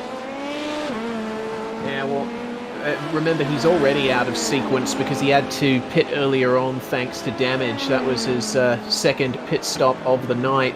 So I don't know. Maybe he's just trying to run stints to the point that he'll be back on strategy with everyone else at the end. Yeah, he ran a full stint then. He's in a bad spot because he's going to pit again with about 55 minutes to go, and he's going to have to pit again for like a bit of a splash and dash. Because remember, we figured out it's just under 40 minutes to a tank. Yeah. Poor Philip Morton, he's got that to work out towards the end, so if you see him in an unexpected position, just remember he might go back down the order in the final 15 minutes of the race. Jack Stiles, meanwhile, at the end of the top 10 in LMP2, chasing down Eric Intilli, who was the last of our LMP2s to go for a regular pit stop in the end of that first stint. In terms of lap time, a 36.7 for Intilli, a 35.7 for Jack Stiles, looking very quick at the moment. And with that traffic, Intilli, I think, is going to have some more difficulties. Oh no, that's Aaron Stanley. No, Bradley Matheson, who's gone off, and Aaron Stanley, both of them at the second horseshoe. That's a big shame, and that's for the minor positions in GTE there. I wonder what happened. Matheson was tucked right up behind him and just chased him across the racetrack and drove out of the back of him, unfortunately, in the braking zone. Oh, here comes Chris Owen for the lead, potentially, overall, versus Harold Stadler. The catch-up has been slowly chipped away over the last few laps, and that is the move completed there for Chris Owen. Let's see if Harold Stadler fights him into turn one. They're still almost level, but Owen a little bit more aggressive on the brakes, and GTE unfortunately spoiling the party there. That's Craig Hawkins, and they're side by side. Oh, they try to make it 3 wide. It's not going to happen, or is it? All the leaders come together. Side by side contact between Harold Stadler and Chris Owen, and just threading the needle through the two GTEs just behind was Thomas Hins. Ooh, that could have been a lot worse than it was. So it's taken about 15 minutes for Chris Owen to get back into the lead of the race after a slow pit stop, and he's still got to make up 6 seconds to get back to the point where he was up the road from Stadler. So you can see how costly the pit stop was there for Owen. Not to mention the risk he just put himself in going 3 wide. That was... I don't know, I don't think that was impatience. It was just indecisiveness from all 3 of them. I think, and also probably just poor timing. Coming up on a GT in that section of the racetrack is your worst nightmare as a prototype driver. And that's where you're going to be decisive. Chris Owen there has got to think, you know what? I'm not putting myself in that situation. I'll back out of it. I'll pass him at this place next lap, you know? But they get out the other side, and he might make the same mistake again because he hasn't paid any price for it. Not yet, anyway. We'll see how it works out. But the top 3 in LMP2 all together again, right on board with Harold Stadler as he has got the draft again and lifts off in the slipstream to save a bit more fuel. Thomas Hins right on the back of these guys, remember, so he could play a part in this yet. Oh, Chris Owen coming up on another GTE out of turn 1. Julian Mookie there, throwing the spanner into the works once more, forcing Stadler and Hins to go round the outside into the hairpin, and another slight lock-up, something that happens quite a bit in these prototypes. Yeah. You know what's probably a factor to Owen's pit stop? Leading the whole race up to that point. Yeah. And going full blast. Probably find that Stadler was just cruising a bit and lifting here and there. Someone I want to point out, not having a great race, Will Leslie, a reigning champion, not getting the season underway on the right foot. Started 12th, and he's still 12th. Yeah, big shame there for Will Leslie, as we're getting pit stops now in GTE. You just saw Daniel Stevens down there, who was leading the class. Cameron Dance, who he's fighting with, now coming, about to come down onto the lane. And you can see there, we saw Daniel Stevens just coming out of the pit lane then. That goes to show how long the pit stop is in a GTE car. And it's an extra lap for Cameron Dance. That fuel saving he was doing earlier, working out. Not surprised at all, clutching into the big braking zones and just being behind Stevens. It's such a close proximity for near on an hour. Gives them bulk fuel conservation as Thomas Hinz is sweeping around Harold Stadler, or at least going to try to if they don't get caught out by GTEs. Oh, take it easy, guys. That's Thomas Hinz ahead of Harold Stadler there. I think Stadler just electing to yield because that was quite the cluster of cars. It's our GT3 leader, Blake Neck, right in the midst of all of that. Clint Smith, meanwhile, you see where he is. It's almost the entire infield between them, and Clint Smith pitted just a lap ago. So we should expect Blake Neck into the pits very shortly. Sheridan and Northway and Girards all in the lane as well. Here comes Cameron Dance, the 2019 champion and the 2020 runner-up. Very aggressive on the downshifts coming into the bus stop. And would you say that those rev lights are dancing? Oh goodness me! I really look forward to the day where we run out of dance puns for Cameron Dance, because they're starting to wear a bit thin, Jay. He's saying that it will never happen. I want it to happen. As there we go. He is going for it into the lane, taking a very tight line, keeping the car as straight as possible. Probably gained a couple of tenths alone just by doing that. Look, race. As long as Cameron Dance is bottling race wins, I'll be making terrible Cameron Dance puns. So, it's never going to end. All right. I see my fate and I accept it. we ride on board with Daniel Stevens. What is happening out of turn one? Johnny Bell off the road. Actually, I'll come back to that, because Daniel Stevens just learned he took tyres at the pit stop. No one else did. Look, Girards is off the road as well. Cult tyres catching some people out at the moment. That's the second car I've seen off the road in the space of 10 seconds. Yeah. But Stevens in an interesting position then. Expect Cameron Dance to blow him out of the water in terms of pit stop time if he doesn't take tyres. And he didn't take tyres, did Cameron Dance. He's already out of the pits now. And That's get this. Gotta be a mistake. Yeah, I don't know what Daniel Stevens was planning there, or if he made a mistake, but get this. Comparing pit stop times, Cameron Dance was stopped for 34.3 seconds, Daniel Stevens over a minute. That is how much tyres are worth in terms of pit stop time. It doesn't make sense. Oh, Daniel Stevens and Scott Stevens coming together in turn one. Almost contact between the two of them. Stevens with the fresher tyres is going to have a bit of trouble here with the strategy. Let's look at this, because he's lost 35 seconds on pit road. He's now half a lap, quarter of a lap behind Cameron Dance. He's not going to get that back. There was zero time drop off. In fact, Cameron Dance ran his fastest lap of the race only 9 laps before he pitted. So with half the race to go, he's not going to get it back. Blake Neck has also elected to take tyres. Luckily for him, he had an advantage to the point where he's not that far behind Clint Smith.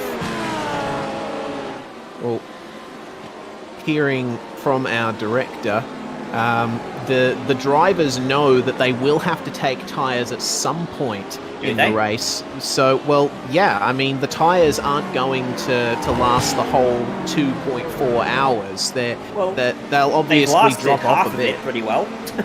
They've lasted half of it with no drop-off. In fact, the lap before Dance pitted, he was exactly 1/10 off his fastest lap. Yeah, well, I mean, look, in some cases, I think, especially now that the sun's gone down, the tyres are going to absolutely last to the end if you pit now. But yeah, I think Stevens just electing to take it and seeing what happens. I would be surprised, though, if we see some GT cars not take tyres at all. Shall we take a bet on it? No. I don't do bets.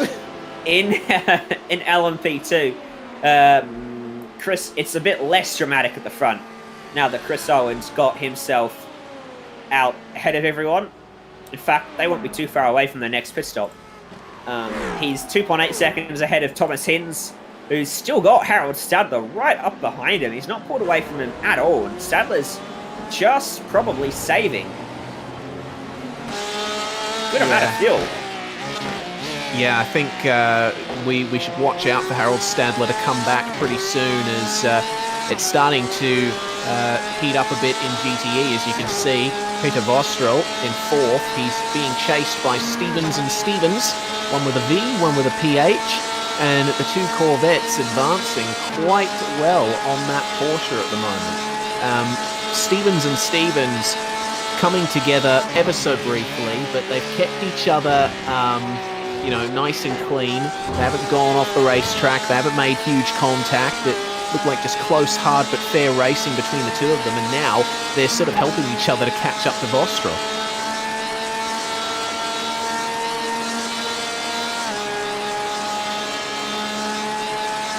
Have a look at the... Yeah. Sticking it right down on the yellow line of the apron. Will Leslie pits? So he's going to cycle towards the back of the field as Vostrel's on the outside. No. Yeah, there was just a tiny bit of contact between Vostrel and Daniel Stevens. Daniel, they continue to make contact as they try to get going again. Vostrel knocked into the wall. The Stevens just tried to go up the inside when Scott Stevens did the same thing. Just pushed into Peter Vostrel a tiny little bit. But like we saw with the LMP2s earlier, that tiny tap is more than enough to send a car around. And Hinz and Stadler caught up in the middle of all of it now, trying their best to get going. Speaking of tiny taps, Scott Stevens just absolutely careened himself into the side of Craig Hawkins, and he's put himself out of the race. He's just come over the radio. He's got no faster car left. It was through the kink. Craig Hawkins was off pace, and Scott Stevens just went through there at full beans. Well, here we go. You'll be able to see that now coming through the kink. Craig Hawkins off pace there, and Scott Stevens still going through there at race speed. Stevens is blowing up, but yeah, look, he's still blowing up, but I've got to be honest, he needs to look ahead of him. Yeah, I feel like he could see that Hawkins was there and going slow into the corner. Lift off. Yeah, lifting off probably the best thing to do. I mean, there wasn't really much Hawkins could have done in that situation with the lack of speed that he had at the time. He couldn't switch over to the left-hand side of the track because Stevens was coming up on him so quickly, and I think that would have made the situation worse. Yeah, at least he held his line. Remember, the impetus is always on the faster car to make the overtake, not the slower one to let them go. At least in terms of different classes. Hawkins is, of course, running in a GTE as well, but he is a few laps down. Either way, I don't think that one was Hawkins' fault. So another one bites the dust as we get close to halfway in this race. I've got a alibi in YouTube chat that reckons the tyres will last the distance race. Okay. So it might be one of the biggest mistakes that Daniel Stevens and Blake Neck make going for tyres here. Stadler paying a visit to pit lane there and just coming out. I'm wondering if he had damage or if this is a regular scheduled pit stop for him. Remember, he was an earlier pitter He pitted a lap earlier than everyone else last time. Probably doing the same thing now. They pitted, what, about an hour... No. He's, he's pitted earlier than a full run. So he's actually put himself on a strategy where he's only got to pit once more. Way! Oh, I saw that too. Goodness me, was that Johnny Bell? No, it wasn't. No. It was Pierre Cousin in the LMP2. Sorry, got my red cars confused for a second there, and Cousin gets going again. Poor Aaron Stanley, meanwhile, licking his wounds in the pits, as is Scott Stevens. He's going to be sat in the pits for quite some time with no fast repair left. So Harold Stadler, he'll be able to pit with about 40 minutes to go and make it to the end from here.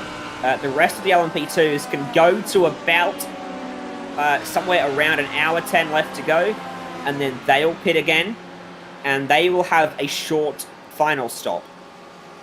Stadler will have a full fuel stop though. So, interesting little strategy here. He should emerge ahead because this stop was pretty short for him. Yeah, certainly should as. There goes one of the MFR GTEs up the inside of Blake Neck, second in GT3 right now. And Brett Gerard's running quite well in P9 in class at the moment. MFR have had a difficult race as, there's the number 64 of Philip Morton coming up the inside of him. Very close at the hairpin, but no harm, no foul for now. Got, is that Harold Stadler just coming up behind him? It is indeed. Let's get a replay of Cameron Dance quickly into turn one. Gerard.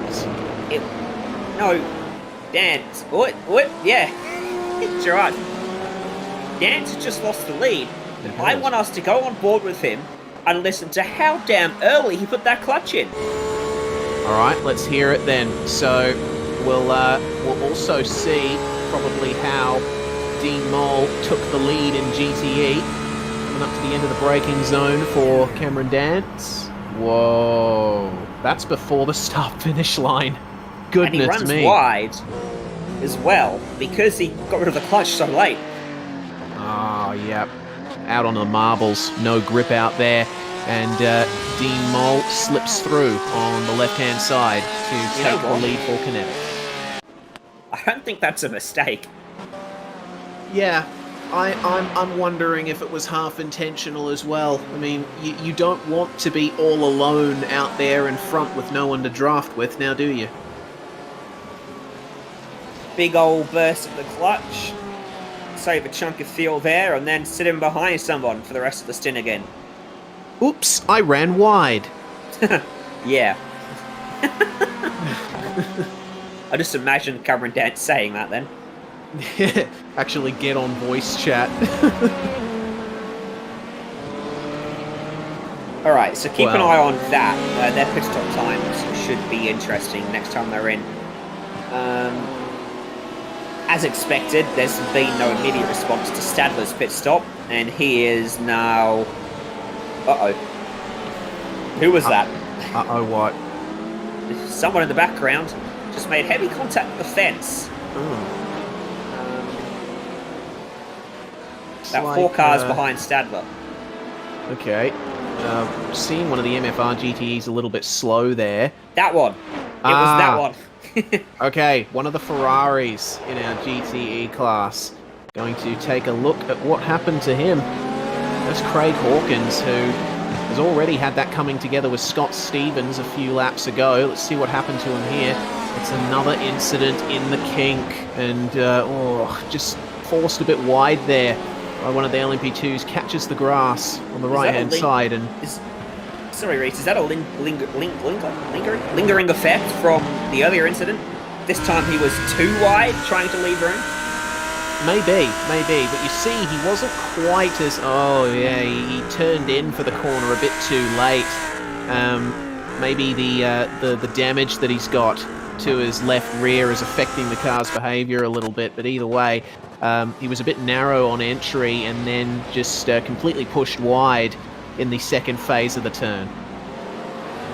Credit to Jay managing to pick up that car as well from the incredibly detailed description of a red car behind Harold Stadler. we're hearing that Clint Smith may have just had a spin. We could see that that Blake Neck is actually quite close to him now. I'm gonna double check here as we check the modem simulation replay. So Clint Smith down into turn 1 had an LMP2 come up on him, but made its way past nice and cleanly. So, oh, that was contact with that GTE there. It was Julian Mookie in the Corvette that went into the rear of Clint Smith. So now there's some rear end damage to that Lamborghini. That would have affected the diffuser. Murky waters at turn 1. Oh, God. Do you hear this? You hear this, Ryan? This is the sound of me being extremely disappointed in you. Listen, I've disappointed everyone else in my life. I've got to disappoint you as well, Reese, right? Yeah, well, all right, tick that one off the bucket list as Blake Neck makes his way past one of the BMWs into the chicane. And, oh, I'm seeing a Lamborghini very slow on the exit of the chicane. It's Ryan McCarthy. He has not had a great night so far, and that's the second spin of his I've seen at the bus stop. Once again, missing an engine cover. Yeah, well, at least he'll be getting a bit more cooling down into that Lamborghini. Sorry, hang on. It's not an engine cover. The engine's in the back. He's missing the hood. Yes, missing technically the boot lid of the Lamborghini there. So down in 11th and GT3, down onto the pits for some more repairs and quite a bit more time spent in the pits, I think, because he has already taken his spare car. Will Leslie down on pit road as well, the reigning champion, and who has had quite the horrible night so far in LMP2. Had to get that in before someone attacked us on YouTube. There's no engine on the front of a Lamborghini. Yeah, well, reminds me of the GTA 5 meme. The person going, oh, this is why GTA is not realistic. The engine is not in the front of the car. It's in the back. You can't put an engine in the rear because that'll make it go backwards or something like that. I'd love to hear his explanation for how cars go in reverse then. You just swap the engine over to the other end. Yeah. Takes a bit of work, but you get there in the end. So, what are we watching now? Chris Owen and Tom... Wow, that's quite the gap. He's got it out to 5 seconds. Yeah, really right. putting the power down. And it was 7 seconds, so it's actually gotten worse. Remember, Owen had the slow stop, and I said it might be because he was going full throttle and 100% capacity for the entire first stint. I wonder if that's just a strategy. Go full beans for the entire race and just make it up on the track. Yeah, that might be it. Chris Owen's certainly one of the drivers that can make a strategy like that work. We briefly checked back in with Will Leslie there, still sitting in the pits. He's now a lap down on everyone else, or a lap down on the class leader, rather, as we check back in with the GT3 gap. Clint Smith and Blake Neck, 4.4 seconds between them. And we'll wait and see if Blake Neck can use those tyres to try and get back up to that race lead. You know, I think Will Leslie's retired from this one as Chris Owen jumps in for his second routine pit stop of the night. That promotes Thomas Hinz into the lead, and we can probably expect him in at the end of this lap. Yeah, I think you're probably right there. Thomas O'Leary momentarily popping up to second in class. And outright, I guess. Mizomo comes in, Clenk as well. The wave of Lmp2's into the line. Hey, what did I say? A minute 10 left and they'd be in. So, an hour 10. Be quiet, Jay.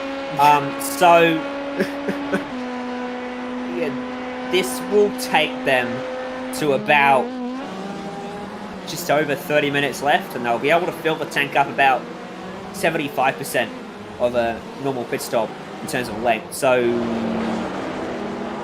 check where they are relative to Stadler. Yeah, so Owen just coming out of the horseshoe now. Stadler approaching. 9.3 seconds between the two of them now, down to 9 seconds. So that's not what I expected. Yeah, I think Stadler either might have had some troubles with traffic, or Owen is just going hell for leather. pit stop comparison between them would be interesting to look at there. It is possible that Owen also short field and wants to pit at 40 minutes to go and do a full run to the end. Let us see. 34.6 seconds stop for Chris Owen. Harold Stadler's stop, 26.9 seconds. There you go. So Owen's really blown Stadler out of contention for the race win with that last stint. Yeah, shows just how fast he was. 10 seconds of track time and a shorter pit stop up his sleeve. No, longer. Chris Owen's stop was longer than Stadler's by 8 seconds. No, I'm saying Chris Owen's got 10 seconds in hand, and he's going to have a shorter pit stop at the end as well. Okay, he's going to have a shorter pit stop. Okay, righto. I'm getting my tenses confused.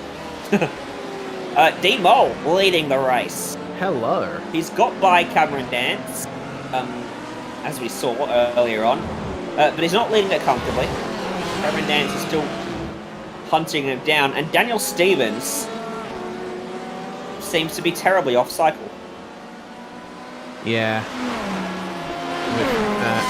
We're hearing Will Leslie confirmed as a DNF from the LMP2 class. Unfortunate for him. Daniel Stevens, of course, taking tyres in his first pit stop, as we see a long stop for Thomas O'Leary. So that explains why Daniel Stevens is nowhere near Dean Mole and Cameron Dance at the moment for the GTE lead. Robert Northway currently sitting in P3 in the GTE class, plus 3 positions, which is pretty good for him. But the biggest mover in GTE with plus 27 positions is the number 47 of Matt Andrews. He's been a quiet achiever so far in the Fitstyle Porsche. Well, a very good job. He's kept his nose clean. We haven't talked about him all day, which is a good thing. And he's slowly climbing up that order, isn't he? See how much further he can get before this on is complete. He was part of that group that had to start dead last. So he had to pass the entire GT3 field early on and had a massive disadvantage to the rest of his GTE drivers, competitors, before he even got going. But he's recovered a lot of that ground now. The second half of the race should be easier for him than the first half. Sounds like Eric Antilli's coming into the pits this time as well. Yeah, Eric Antilli, the biggest mover in LMP2 as well, with his going long on his stints. Again, keep an eye out for him at the very end of the race. Meanwhile, Shane Bowen and John Sorensen, this looks like a battle developing with 1.3 seconds between the two of them. I saw just a bit earlier, I think it was Dwayne Burns, Bowen's teammate, who unfortunately spun on the exit of turn 1. So he's been put back a fair way, has Mr. Burns. They're still running quite well, though, the two Avatar cars. So we'll wait and see on that one. Jake Manaya and Peter Vostrel. Another GTE battle starting to form here again for 6th place. Seems like these positions just outside of the top 5 are some of the most hotly contested. Vostrel's certainly had an up and down day, hasn't he? Night. He had that incident with one of the MFR cars, which saw him get stuck for a little bit of time. But he's still up plus 10.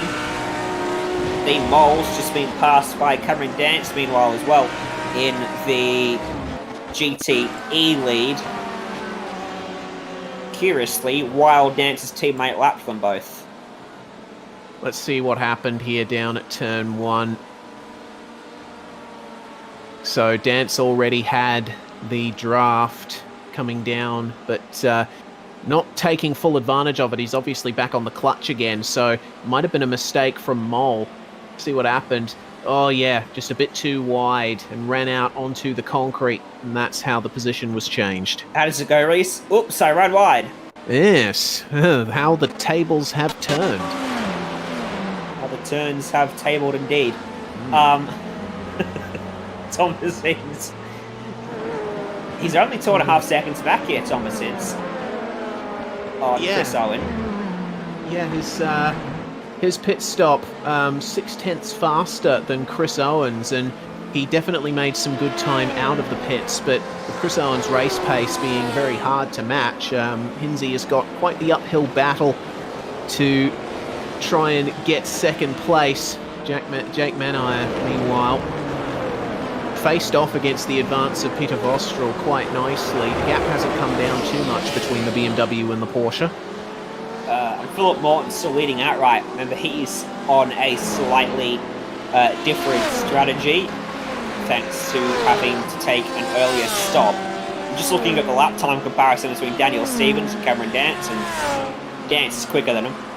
So that gamble really ain't paying off for Stevens. He's 5th in class now.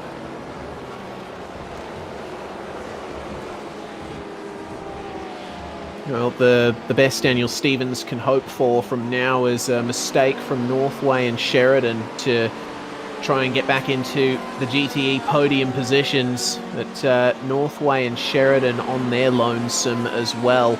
Quite the distance between them.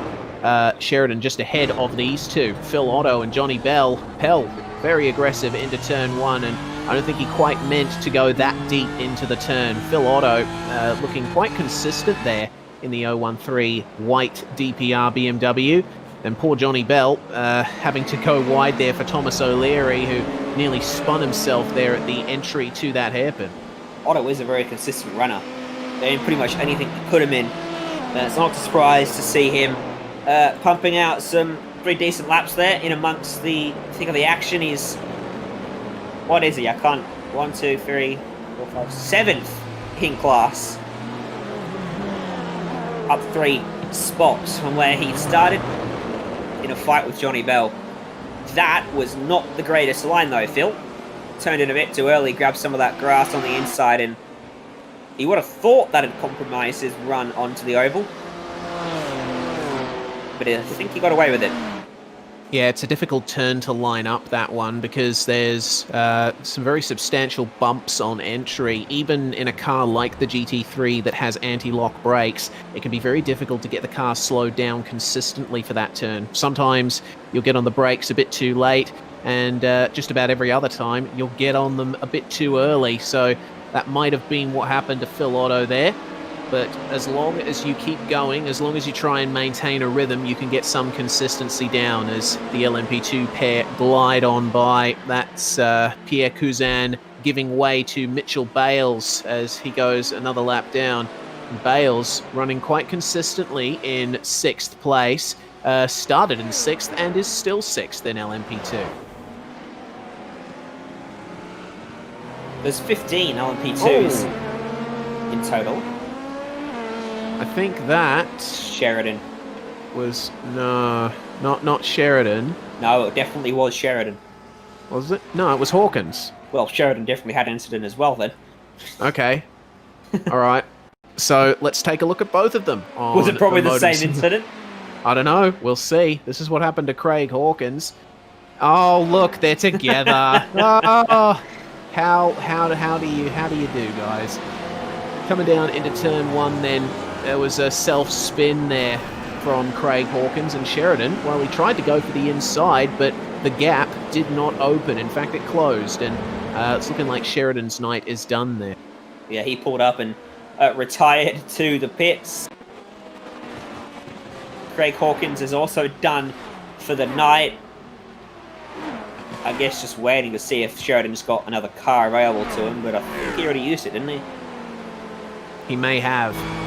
Hello. Meanwhile, yes, hello indeed. Johnny Bell and Phil Otto as 2 BMWs going side by side just ahead of them into the bus stop. That was the teammates of Jake Manire and Sean Rees trading spots. But Johnny Bell, well within draft range of Phil Otto now. Interesting to hear how much he is fuel saving, if any. It's been a very close fight between these two, and they've been in and around each other for much of this race. They got the traffic coming through on them too. That was Peter Vostrel and the Porsche just going by, and Simon Mazzomo in the LMP2. But Johnny Bell hanging back. Yeah, he's got a car on his outside right now. He didn't sound like he was lifting off, but did you notice how Phil Otto just started to edge away at the end of the straight there? Yeah, maybe Johnny Bell was just lifting off a bit more towards the end, probably knowing that there were cars coming up on him into the braking zone, as that's another pit stop for Harold Stadler. Again, a long stop too, we're hearing from our director. How long exactly? 40.6 seconds. Wow. Did he take tyres? Or here comes Morton. Righto. And we're hearing Morton nearly spun on his pit entry as well, so pushing very hard at the moment. I would expect the LMP2s to be taking tyres at this halfway point of the race. Tyres of the LMP2 can indeed last a while, but probably not quite as much as the GTs. Got to say, there's some people in some really bad strategies at the moment who are going to have to do an extra stop. In Philip Morton's case, because he got that early damage, but Harold Stadler, I got no clue what's happening in the brains trust of that car. Yeah, well, we'll find out, I guess, more as we get towards the end. The Lmp2 Pit Stops, noticing a whole rash of the most recent stops were in the vicinity of 54 to 56 seconds, so quite a bit of variance when you compare that to the 34 seconds that Chris Owen and Thomas Hinz took to get their stops done. And speaking of Chris Owen, out in the lead and enjoying himself, it seems. That's a surprise that no one really wants. Some technical issues for a car up ahead, and that produces those telltale puffs of smoke. I think he might have just disappeared. Oh no, there he is.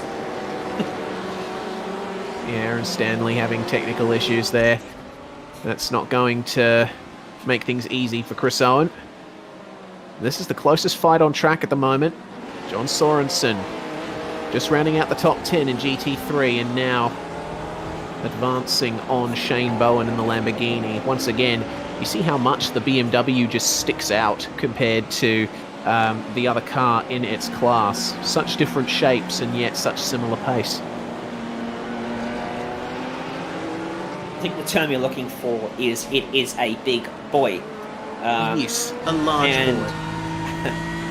a ratherly oversized boy. But it still motors along pretty well in a straight line. You'd think that Lamborghini would just cut through the air and pull away, but courtesy of Slipstream, keeps Sorensen in the game, and Brett Gerard forces Bowen to go straight on, poked his nose in a place where it didn't belong, and that's going to unfortunately cost Bowen the spot, because he's going to have a slowdown as well. Oh, Bowen will be very unhappy with that one as an LMP2 slices its way through them. Well, fortunately, I think for Shane, that slowdown is getting gradually cleared and he will remain in the draft range of John Sorensen. So that battle will continue. You see that Bowen's already starting to gain some of it back as Sorensen lifting off slightly coming into turns 1 and 2. Meanwhile, for the GTE lead, Cameron Dance and Dean Mole right together on track, less than 0.2 of a second between them. And Mole goes off the throttle early. Dance runs wide though. Here we go again, Ryan. And Dean Mole is through into the lead. Bit more of a fuel saving opportunity for Cam. They ran just under an hour for their first stint, didn't they? Yes. So they could make it home from here. They'll go as long as they can, and then fill up the car as little as they can to then make it home. So that is why we're seeing Dance play these games, and I think to an extent Mole as well has done it at least once. If he can take 5 litres less at his stop, that's a couple of seconds that he could disappear up the road, get out of Slipstream range and just run away. Because once that final pit stop is out of the way, I don't think we'll be seeing any games being played. It'll be a straight up sprint to the end between the stop 2 and GTE. Yes, indeed. And that's the way sports car racing goes. It is a waiting game for all but the final 10, 15 minutes of the race. And then all of the stops come out. It's something that people say a lot in Australian motorsport broadcasting, buying a ticket to the end. That's the name of the game here at Daytona tonight. Who says that? I've heard it quite a bit from that one person in particular? No, not one person in particular. Mike Raymond used to say it. I think Neil Crompton has said it once or twice. Mark Scaife, certainly. Yeah. It's, it does perfectly sum up motorsport, though, doesn't it? There's no point winning it at turn 1. It's Chris Owen here. And Chris Owen's got 3 seconds and about a dozen cars between himself and Thomas Hinz. Well, that's the buffer that he would have wanted. Thomas Hinz is going to have to find his way past all these guys. I think that was Phil Otto he just went by there. And one of the Avatar Auto Racing GT3s. From one side of the track to the other, and then back down to the bottom of the banking. Thomas Hinz doing very well in that one. It barely cost him any time at all, if any. So down to 3 seconds is the gap. Oh, a bit of a narrow entry there as he went past Johnny Bell. That might be Brett Gerart's up ahead. Robert Northway back into the pits and taking tyres, it seems, up off the jacks. Curious. Well, he's already been through the walls a bit. You can see that his car is carrying a bit of damage, so maybe he's just thinking, well, who knows then? So he's going to rejoin behind Daniel Stevens, I would suspect.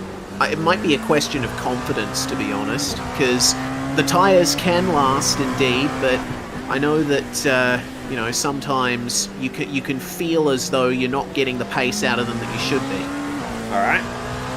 Lap times for Robert Northway before he pitted: 42.1, 41.9, 41.7. His fastest is a 41.4.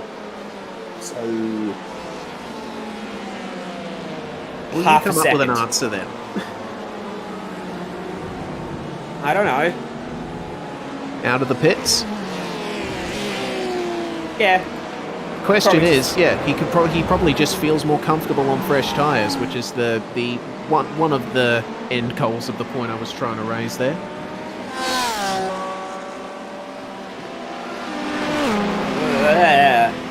Richley, Dane, Goodness. Intilli, bottom to top then.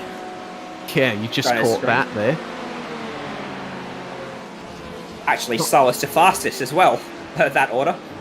Yes, indeed. Perfectly illustrating the slower car keep low rule they've got in place. Yeah, that's one of the ways they're simplifying the interclass interaction here.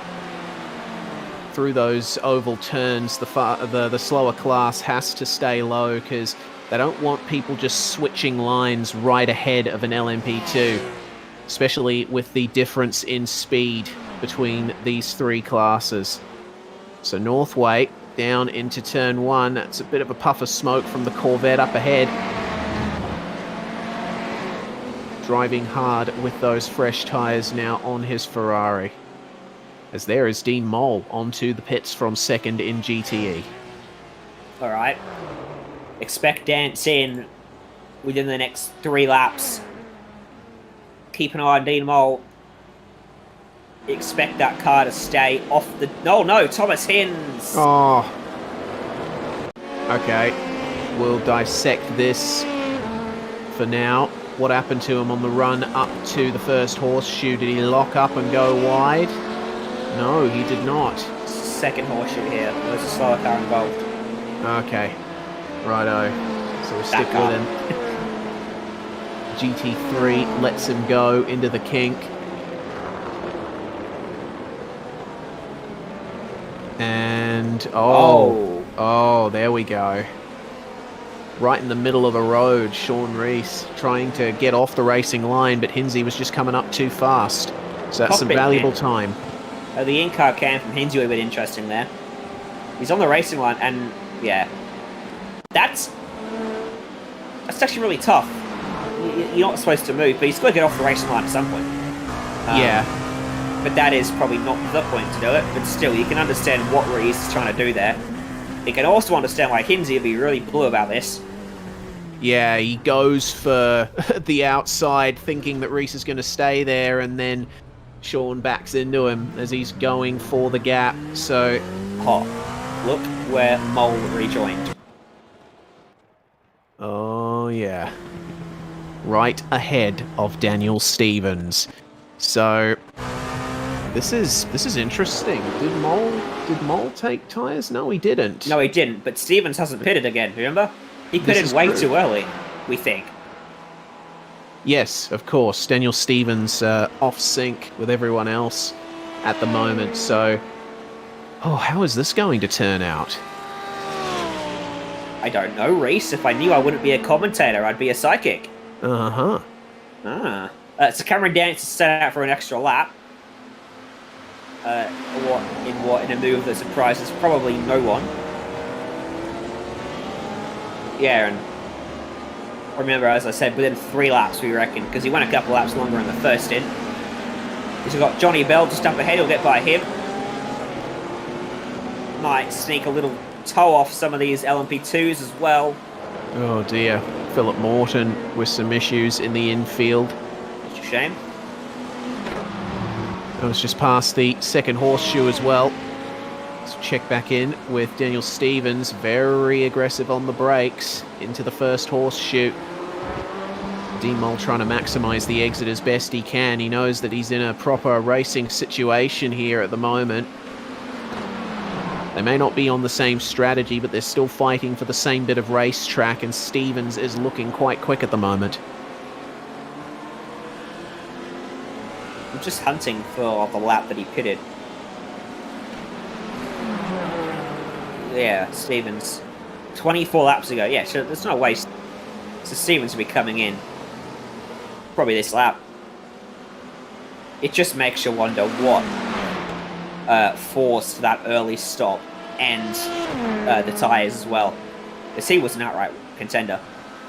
Yeah, certainly was. Even, leading the event in the early stages. So I think Stevens will look back on this one with a little bit of regret. Oh, I think Dean Mole's going to look on that chicane entry with a bit of regret as well. He ran slightly wide of the curb and allowed Stevens to get another hold on him. But we should see Stevens bear to driver's left and pull into the pits at the end of this straight, unless he's got another lap's worth of fuel up his sleeve, which it looks like he is not. Off the track, Daniel Stevens goes, and down into the pit lane. Cameron Dance, meanwhile, just making his way out onto the oval. We should expect him very soon. End of this lap, I reckon. I think that's a pretty safe bet to make, but as you know, I am not a betting man. This lap, the next lap, or the lap after is my 100% confident bet. Covering all your bases. Yeah, exactly. GT3 as well could be relatively interesting. Between Clint Smith and Blake Knapp. We can't forget about that battle. 4.2 seconds between them. Yes, indeed, as Daniel Stevens is now out of the pits in the GTE Corvette. His pit stop time, 27.7 seconds. That is, I think, the quickest pit stop from a GTE so far. So, trying desperately to get some of that time back is Daniel Stevens. He might have done a bit of fuel saving in that last stint as well to make up for taking those tyres. Yeah. Oh dear. I just noticed Luke Critchley had a bit of a frightening moment with Adam Cahill coming down into the first horseshoe. Cahill coming down into the hairpin, went for a lock-up, tried to get up behind Cameron Dance here in the Porsche you see just ahead, but got slightly balked and suffered a lockup and goes for a spin right in front of the BMW. And that onboard would certainly have been terrifying to watch. Yeah. Guess who didn't pit on that lap? Cameron Dance? Yeah. You cheated, though. Jay helped you. You cheated. Yeah. Well, Jay made the guess. He wasn't looking, so I guess technically it's not cheating. Philip Morton's just got by Cameron Dance in towards the bus stop and is now checked out. Surely this lap. Dance last pitted on lap number 35. He's staying out again. What are you doing, Cam? Driving. Well, yeah, evidently. I can see that, but... I mean, is he lifting off, like, halfway down the straight or something? Because... Remember that replay? Yeah. He was. But surely not much worse than that. Well, he's only gone 35 laps. 25 laps, sorry, I can't count. And we saw Daniel Stevens pit after 24 just then. Alright, well, I guess this is the part of the broadcast where we throw all of our mental notes out of the window and just take it as it comes. I do. Oh. Do you not? I take notes and forget them 10 seconds later. Who was that just spun? That was one of the LMP2's, Philip Morton, in the number 64. And it looks like that happened on his own, unfortunately. Just minor lockup on the brakes. Fortunately, did not make contact with any other cars, though there was a bit of a close call for Aaron Stanley. How about this then? So Hinsley's now 16 seconds off Owen thanks to that little tussle at the second horseshoe. And only 2.5 seconds ahead of O'Leary, who through all the drama is still third. Yeah, O'Leary is really put in the hard yards in this stint. He's stayed out of trouble. He's set consistent lap times. He's kept the pace up beautifully. So Thomas Hinz probably feeling like he might be in a bit of trouble if he doesn't get some of that own consistency back from his end.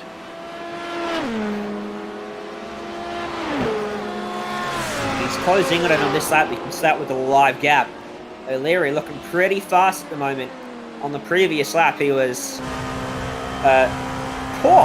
2 seconds quicker than Hinsey almost. You're right. 1.7. And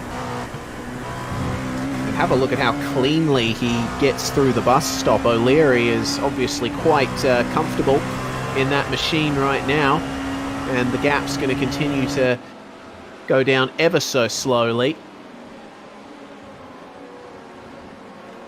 What's next for Hinz in terms of traffic? Dean Mole is the next car ahead. With Cameron Dance still out there on track. He is now on his 26th lap. He's got a bit of draft help here from his teammate Aaron Stanley. Oh, well, for a few seconds at a time, it seems. This will be the one. 2 laps past what Stevens managed.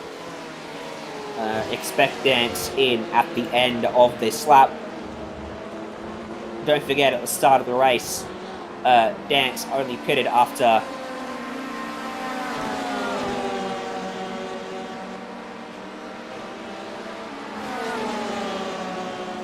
25 laps. Hello, apparently. Not going for the pits again. Yeah. You know, he went 35 laps in the first stint. So okay, he's got plenty of time up his sleeve. Okay, so Jay corrected you on the 35-25 thing a short time ago, and it turns out you were right. Damn it, Jay!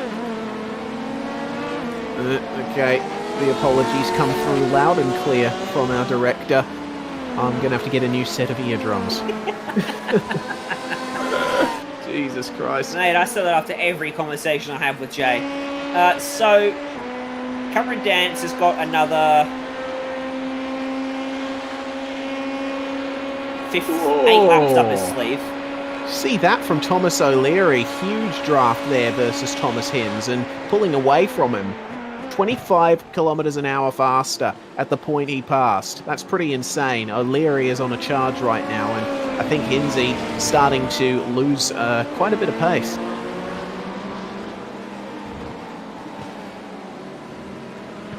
Just looking at... So, first stint from Mole was 34 laps. Second stint was only 22. I'm just trying to work out. Dan's going to have a really short final stop. Because he's not going to have to put much fuel in. And he's still 52 seconds in front of Dean Mole. Yeah, so I think Dance might win secured.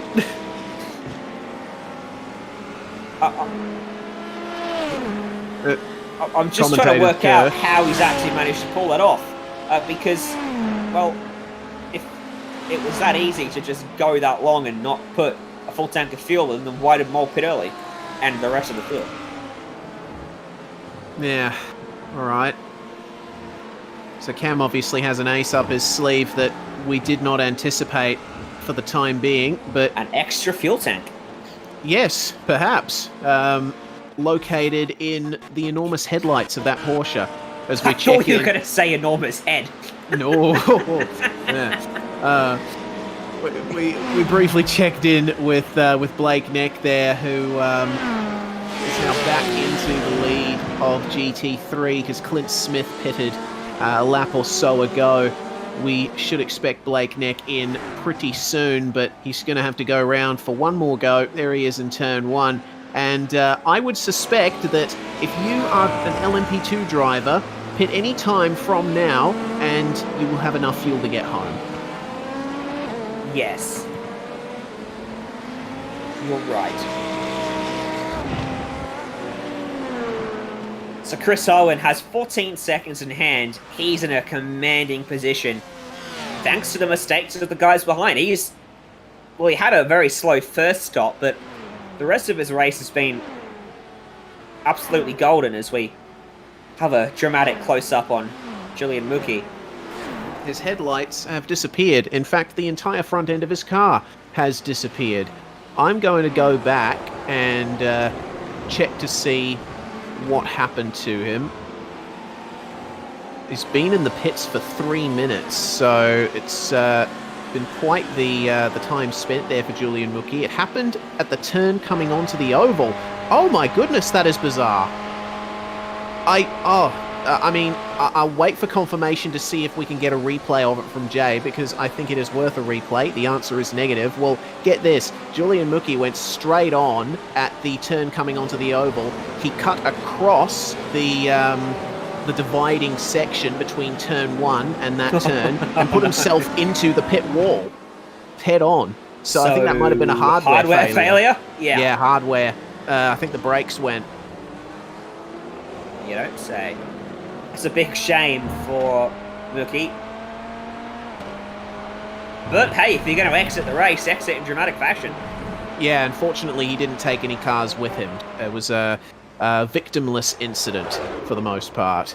There's Mitchell Bales back in the pits once more from 5th in LMP2. I'm sure Mookie very much thinks he's a victim in all that. Sean O'Hara, Peter Austral here. We keep seeing Peter Austral in fights. That's him up the road in the yellow Porsche. And this is Sean O'Hara just trying to get around Luke Critchley and look to the right. There's Thomas O'Leary. Yes. P2 in the P2s. So O'Leary just coming up on Vostral into the bus stop now as well. As we're hearing, Philip Morton has had another spin and he's lost another spot, unfortunately. Back down into 8th place. It looks like it might have been Brad Klenk made his way past. If ever you wanted an argument, Reese, as to why you didn't need to take tyres, you know what's coming. Yes. Cameron Cant just went purple in the middle sector last lap. Well, there we go. Tyres not necessary in a pit stop at all for these GT3 and GTE cars. In a 2.4-hour race. Yes. I mean, if you... Well, there's Luke Critchley down on the lane. It looks like Johnny Bell making his way down there as well.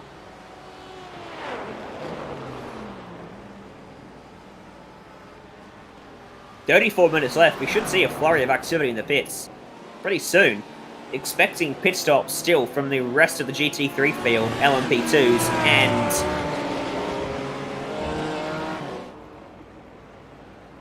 Cameron Dance. Well, there's one of the LMP2s. Yes, indeed. Mr. Hins gets away. And another one. Let's see if Cameron Dance decides to go for the pits this time round. I'm checking Thomas Hins's pit stop time, 29.3 seconds. That's pretty routine there, and that should be enough to get him to the end. But Cam... That is very much the line of someone not pitting. That might be the highest his revs have been all race. He unfortunately doesn't have anyone to draft with, so no clutching for him. He's just going flat out right now, is Cameron Dance, and showing no sign of faltering. Surely he's going to come into the pits soon, as we see our LMP2 leader do the exact same, and Harold Stadler exits as Owen enters. Stadler now down outside the top 10. He's going to have a bit of a difficult run, I think, in this final stint. Yeah, I would expect Cameron in within 3 laps. That's what you said like 9 laps ago.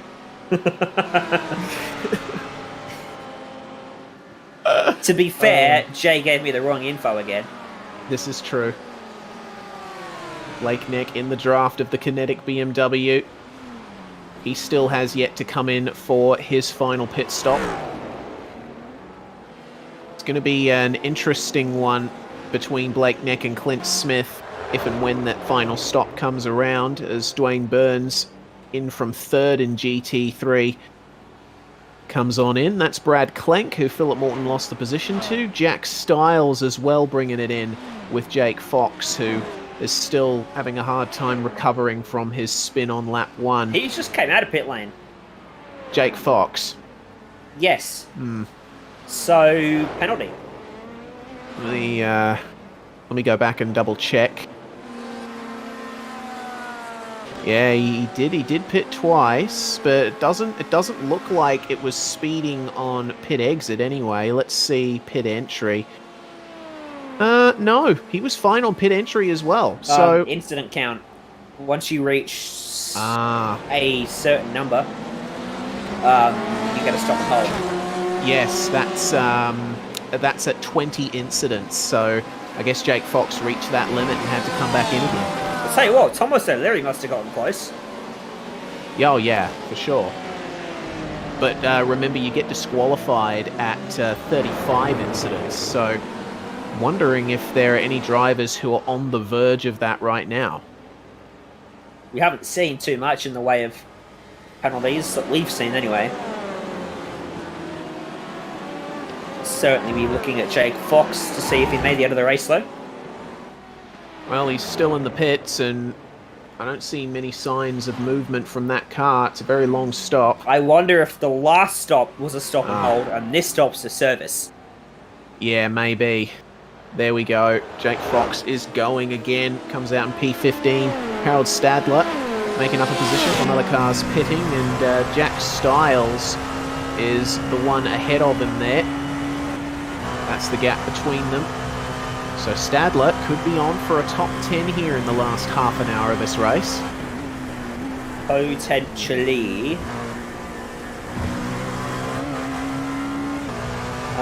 Stadler should have been on for a much better result though.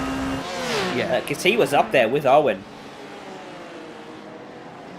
And I have forgotten how he ended up down the order, but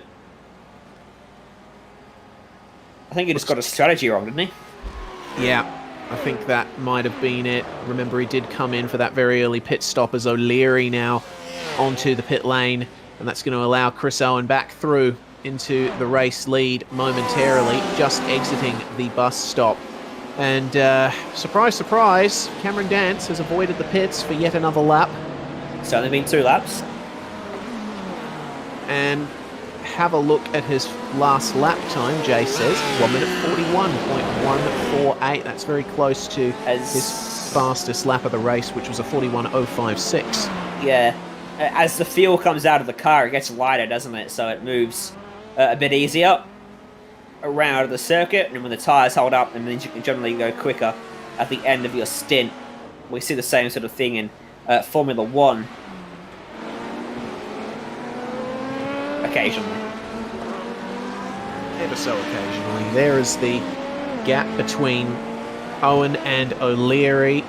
Thomas Hinds just going past pit exit now. That's your top 3 in LMP2, and they're separated by quite some margin. Mitchell Bales, meanwhile, doesn't have much of a look-in versus Thomas Hinds and Philip Morton. Dance is in the lane! Oh, hooray! Finally! Ooh, hang on, he overcooked that. Oh, okay. This could spice things up quite a bit. I'm gonna... He crossed the line at 104. You know what? I reckon he's got away with it. He got it slowed down pretty quickly.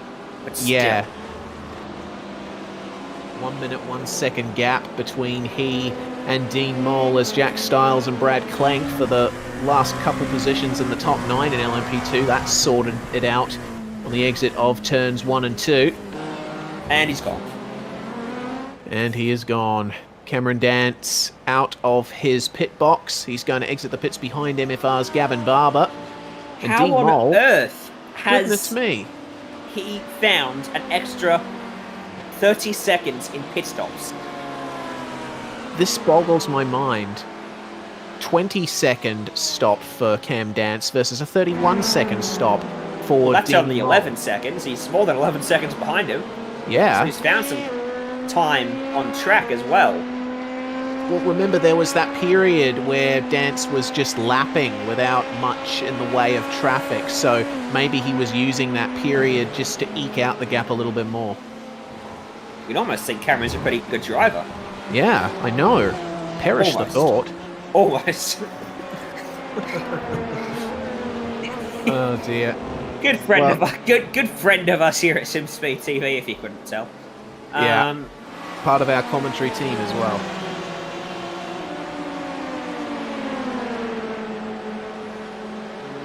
Alright, so he's got about 1 million miles over Dean Mole. Robert Northway, remember he took tyres? Well, he's still ahead of Daniel Stevens, who also took tyres, so that wasn't a bad call from Northway in the end. He actually held his spot. Yeah, he did indeed. Keeps that podium position, and Daniel Stevens, it seems, is quite a way away from making good on any threats that he might have, just exiting the first of the hairpins while Northway's in the middle of the second one. And that's not going to be a close battle, but one very close battle right now is the one we've been watching for the last few moments. There's 3 LMP2s in a line, and oh, take it easy there. That is Jack Stiles, who went through on Alexander Sheridan, and now it's Brad Clank and Harold Stadler fighting for 9th and 10th behind. Stadler turns in and has to stay a bit wide of the apex for Sheridan, but they work themselves out. And Stadler, after taking his pit stop, looking to gain some positions back here. He was almost on the verge of passing Brad Clank a lap ago, and he could certainly stand a chance of doing it now as Stiles makes his way past Aaron Stanley. Can Stadler get it done before the bus stop? No, he's going to have to wait and launch out of here with great speed and power. But Brad Clank should be in a position to make an overtake on Stiles as they just swoop by Daniel Stevens and Blaine Burns as well. Yeah, have a look at this draft. Clank going to try for the outside into turn 1 and almost side by side across the line. How aggressive is he going to be? Oh, staying with him up to the turn-in point, but Jack Stiles maintains the pace, maintains the inside and the position, as well as there's Philip Morton back in the pits then for Fitstyle Motorsports. That promotes the 3 guys that we're watching up a position each. Just 24 minutes left to go in this race. Still plenty of battles yet to be decided. We've just seen Blake Neck come in and out of pit lane, and he's 19 seconds ahead of Clint Smith,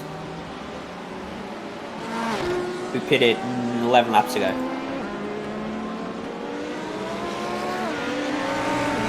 Well, Clint is holding station very nicely in second place, but I think he'll be losing the lead to Blake Neck early on. That spin, remember? Yeah. Yeah. Can't forget that spin and the damage that he would have been carrying for some time. But goes to show that Clint Smith has the potential there to fight for race victories here in the majors.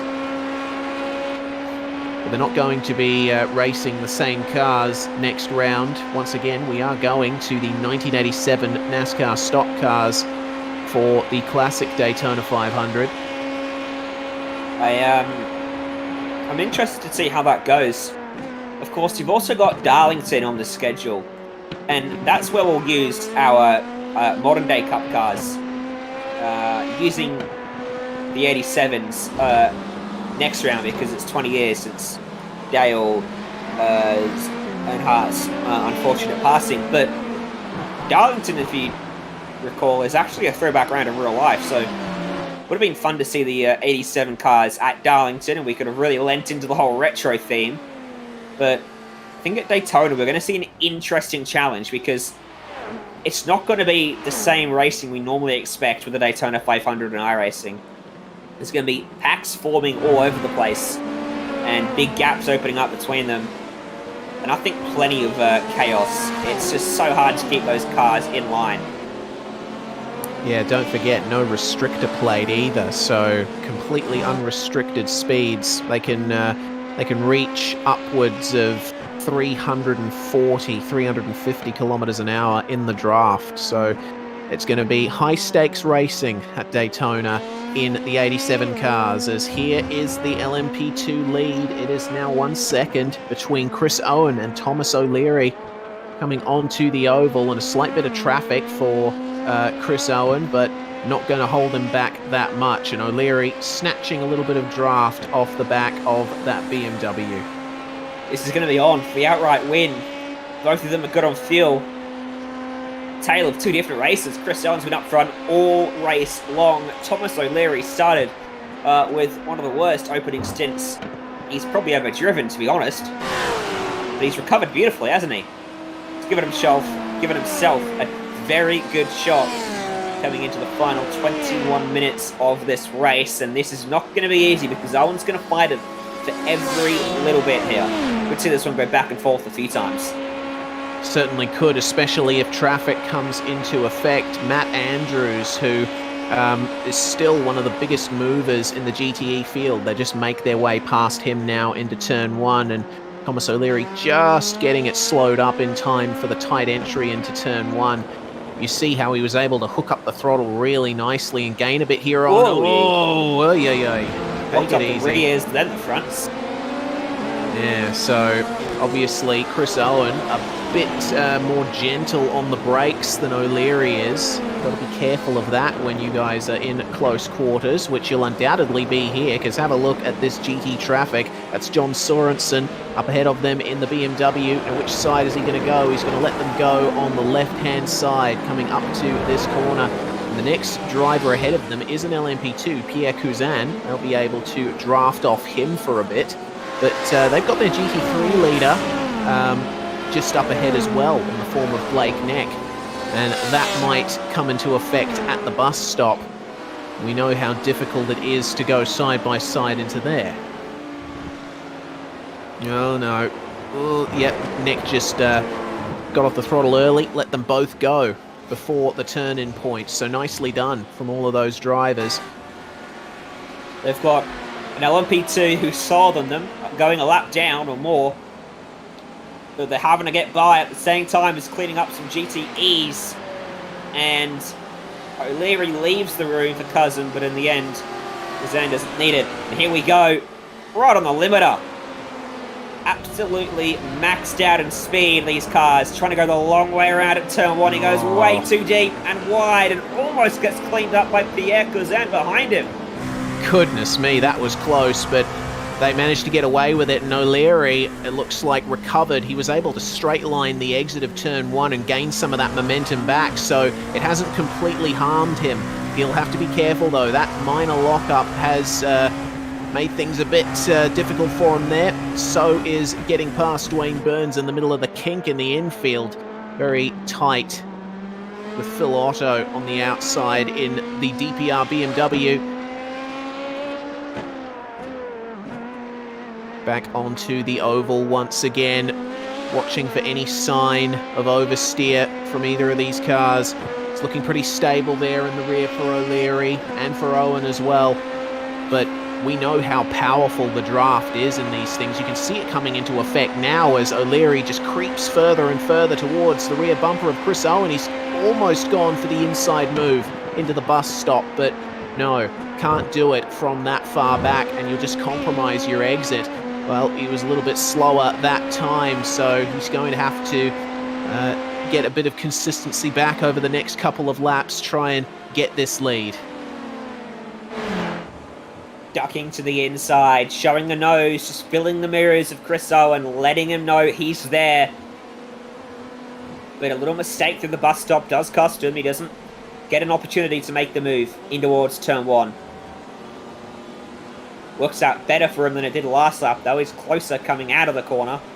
Another GT E-car in front of them. That's Alexander Sheridan, who's had his fair share of dramas today. There's another Lmp2 up the road as well, and Adrian Steffen, who they'll catch eventually. Not too much in the way of heavy traffic for the next few laps anyway. Oh, wide for Chris Owen. That was a bit of a minor lockup. That's allowed Thomas O'Leary through into the lead of the race.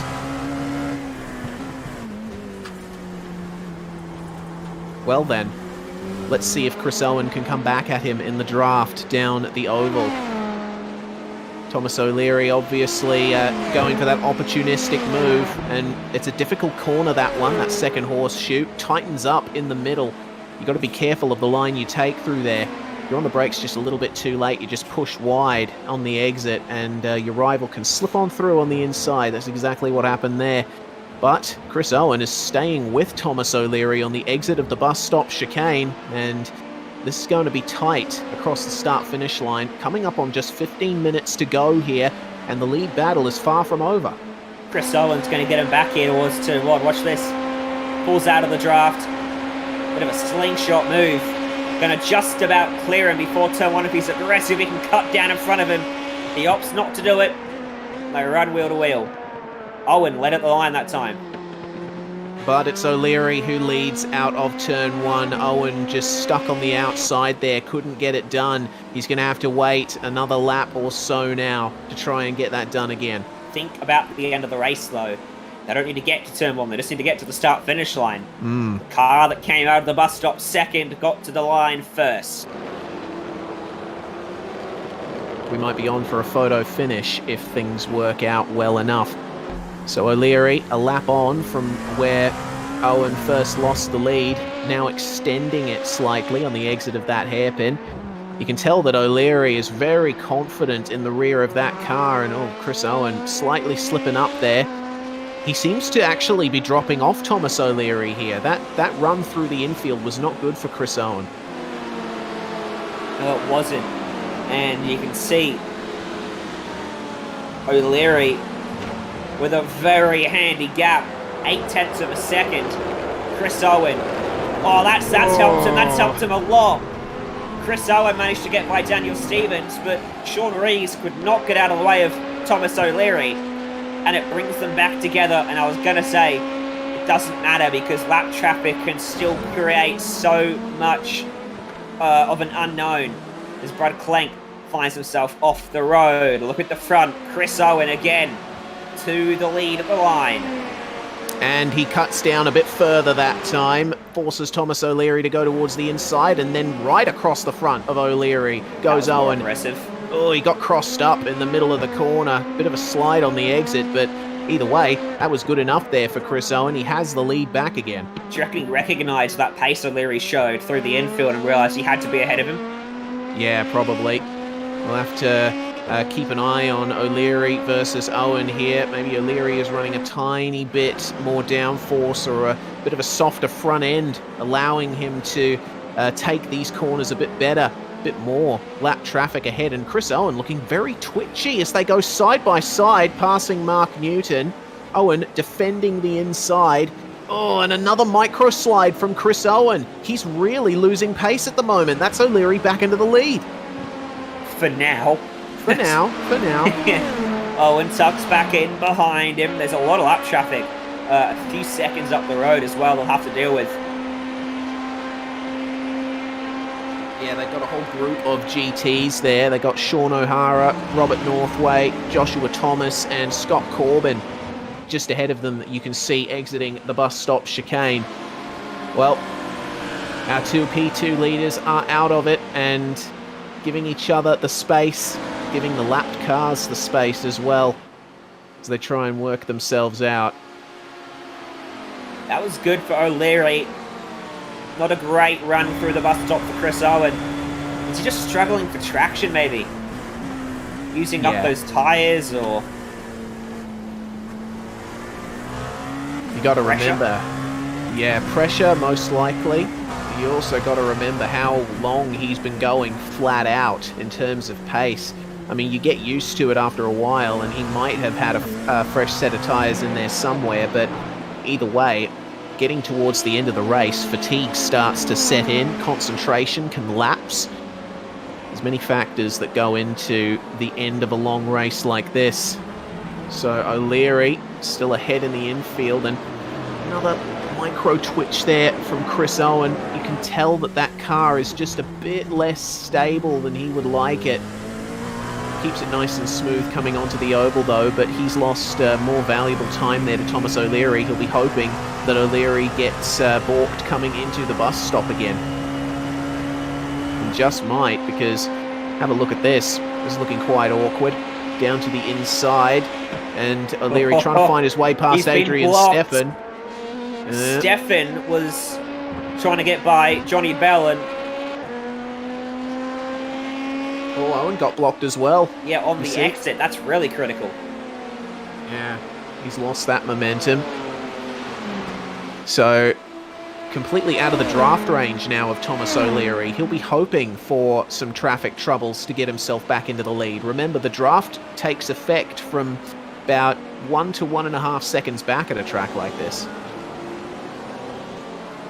Tell you what, O'Leary was certainly using up the headlight flash button. Behind Stefan there.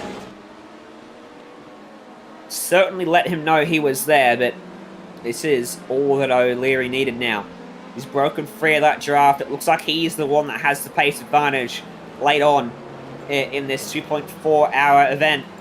And there's not much in the way of lap traffic in front of them at the moment. In fact, there's only a handful of cars within about 20 seconds of them. Well, this is the chance that Thomas O'Leary has now to just consolidate that lead now. Try and keep it as stable as he can. Chris Owen, meanwhile, looking for some redemption. He's going to be pushing a little bit harder, I think, in the next few laps. And fortunately for him, he will have a fellow LMP2 to draft off and hopefully get himself a bit closer to Thomas O'Leary again. Well, Adrian Steffen was actually quicker than Chris Owen last lap. Yeah, righto. Well, I guess Chris Owen, you got to remember, having those troubles in the infield with stability as well. So if he can sort that out, he might be able to catch up, but with no draft for the time being, it seems like Owen might be stuck there. In terms of the podium battle for GTE, meanwhile, Robert Northway still holds it in 18th overall, but Daniel Stevens is starting to creep up on him, I'm noticing. Stevens was slower on the last lap, but there's a fair chance that the MFR driver can get a podium back here. Certainly worth keeping an eye on. The gap between them is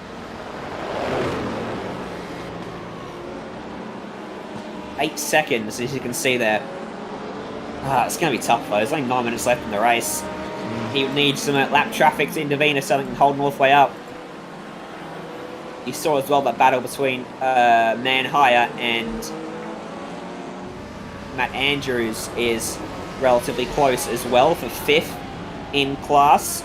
Andrews trying to cap off a stellar drive from the back of the grid. He literally started last. Yeah, 23rd in class, so it goes to on the grid. Yeah, goes to show how much value there is in just staying out of trouble and running your own race.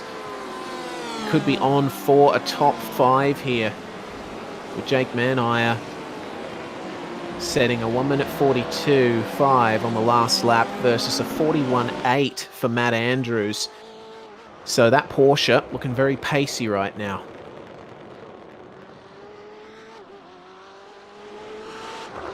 Might be able to make a move by the time they get to turn 1 here. It's looking good for Matt Andrews, as the Lmp2 just gets around the outside of him. He'll be hoping that might hold Manhire up into the bus stop, but not quite.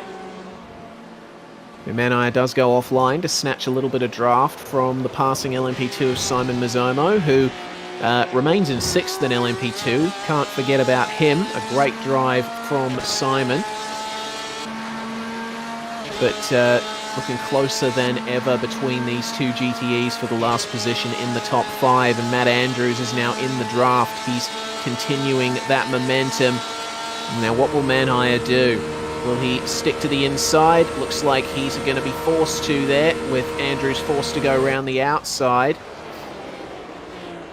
Hard on the brakes they go. Manhire slowing down nice and easy, keeps it to the inside. Matt Andrews trying to straight line the exit, seems to have worked a little bit for him, but Manhire a little bit better on the brakes, just able to stay ahead.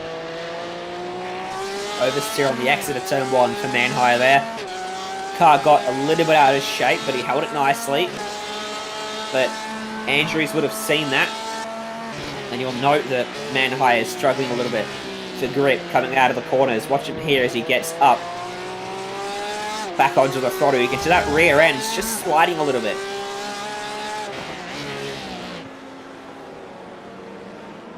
Out onto the turn, coming onto the oval. Nice smooth exit for the both of them, it seems, but Matt Andrews within half a second still. And that's more than enough for a good draft.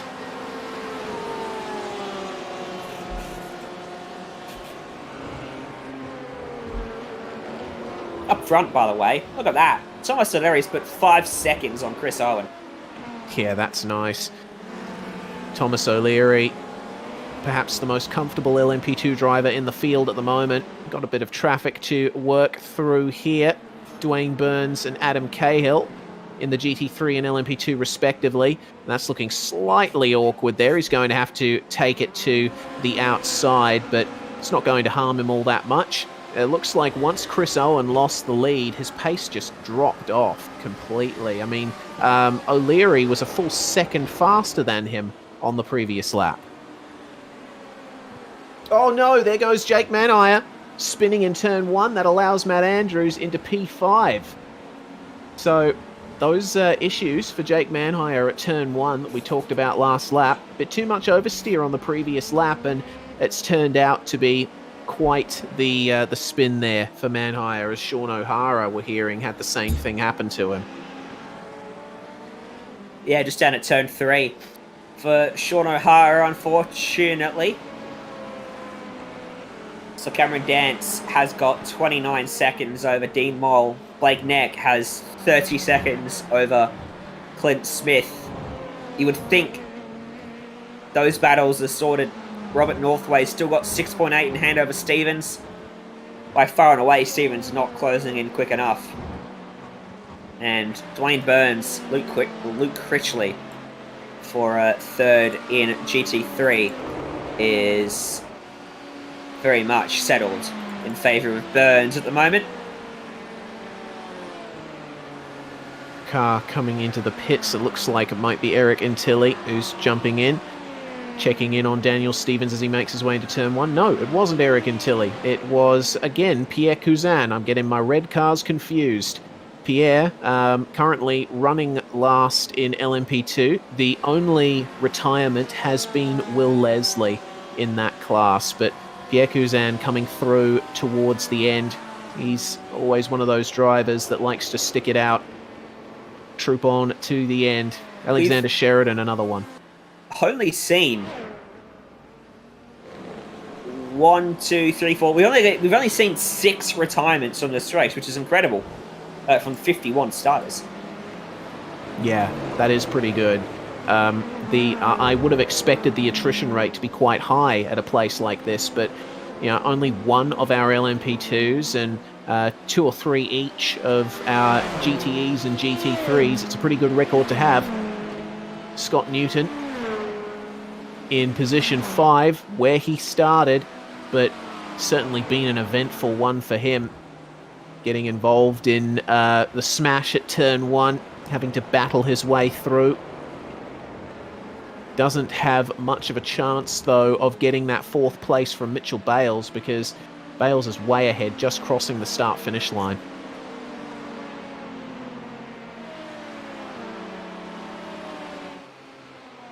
Two minutes, 55 seconds.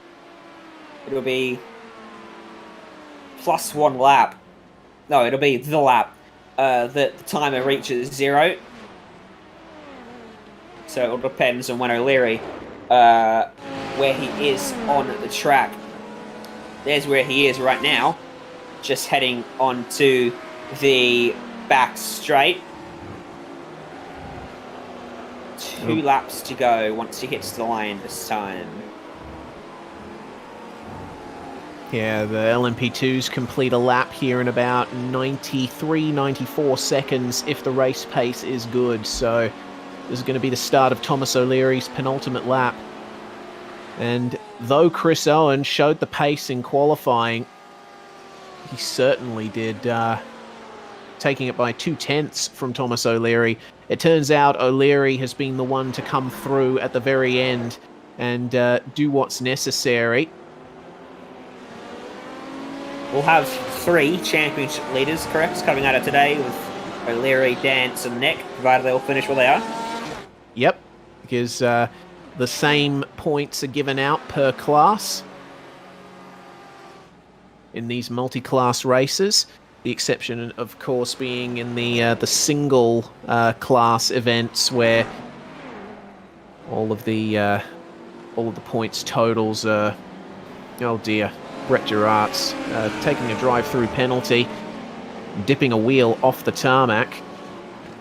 Not a way to get back out onto the circuit. Get the feeling that that drive-through penalty might have been due to the incident limit being reached, the incident point of 20, I think.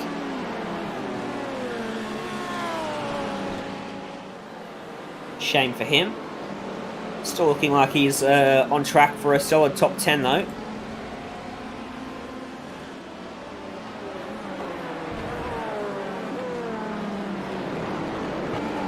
Yeah, very solid top 10, given that he's nearly half a minute ahead of Dean Alessi. that GTE field quite spaced out now. Cameron Dance and Dean Mole nowhere near each other. Thomas O'Leary and Chris Owen nowhere near each other either. Nearly 7 seconds now the gap as the final lap begins for the Kinetic driver. What a drive. I mean, the start of this race, I was talking about O'Leary needing to settle on that compromise between outright pace and just being smart, because he made some poor decisions early on and put himself almost out of contention before the race had even got to the first pit stop. But his recovery has been sublime, and as he just navigates some lap traffic, we hold our breaths. He's shown raw pace and a lot of patience as well in the rest of the lap traffic that he's caught. And that has been the key, I think, to him leading now with 7-second advantage. Yes, indeed. Also, setup being a factor as well. I did mention earlier that as the sun goes down, the temperature goes down, and maybe the kinetic LMP2s were set up to cope better with that than in daylight conditions, but certainly cannot take anything away from Thomas O'Leary. He's managed to calm his head and get himself out in that lead. He took advantage when Chris Owen made that mistake in the infield, and since then, just blasting away. And what a way to come towards the line there, saying hello to one of your teammates in the form of Alexander Sheridan in that Ferrari. So past pit entry for the final time. Thomas O'Leary on the headlight flash again, but this time for a good reason. He is your first overall winner of the International Majors season. Fantastic drive from him. Behind him, Cameron Dance crosses the line. He takes out the GTE category, kicks his championship off in the right form, management at the front for the last 2 seasons of the series in international region. And then comes Blake Neck. What a drive from Blake. Dominated the majority of this one after Clint Smith's spin and overcame that qualifying deficit to bring home the win in that Lamborghini. So big congratulations to Blake as well. Jonathan Bain coming home a strong 8th there with Johnny Bell. We're going to get a replay. See what happened to... Oh, hello, that's Jake Manhire. Yeah. And Manhire lost a spot out of this. Peter Austral behind him, trying to overtake him to the line. 3 wide. Oh, and Manhire just lifted out at the very end. I wonder if that was a cough from lack of fuel, maybe. Not quite sure. Yeah, out of fuel there for Jake Manhire. Just lost it right at the line. That's a big shame for him. But it means that Peter Vostral makes his way up into 6th place in class there. But we'll go over our overall results here in LMP2. O'Leary, Owen and Hins are your podium, with Mitchell Bales coming home 28 seconds behind in 4th. Scott Newton completing the top 5. Simon Mazzomo in 6th place with making up 1 position. Harold Stadler, despite qualifying really well, in 3rd, slipping back to 7th. It'd be interesting to know what the strategy foibles were. Brad Klenk, Jack Stiles and Adrian Stefan rounding out the top 10, and Stiles was the last driver to finish on the lead lap. Eric Antilli, Philip Morton, Adam Cahill, Jake Fox and Pierre Cousin, your last classified drivers in LMP2, with Will Leslie your sole retirement. Over in GTA, it was Cameron Dance that wins. He didn't win a single race last year. He finished 2nd of the championship. It kicks off 2021 with a win. Dean Mole, 2nd, 31 seconds away in the end. What happened in the pits to allow that lead to open up? Robert Northway, 3rd, a very solid drive. He even took tyres to still head on for a podium ahead of Daniel Stevens, who should have been in contention, but misplay on the strategy. Matt Andrews comes home in 5th after starting 51st. He crosses the line 20th overall. What a drive. Peter Austral just beat Jake Manhire to the line. Jonathan Bain was 8th. Brett Gerards was 9th. Dean Alessi was 10th. And then Sean O'Hara, Alexander Sheridan, Aaron Stanley, Gavin Barber, Mark Newton, Connor Brown, Bradley Matheson, Sean Reese, Ilya Shamov, Julian Amuki, Craig Hawkins, Scott Stevens, Daryl Hockey, and Nathan Huppatz unfortunately did not make the start. That's your GTE field as well.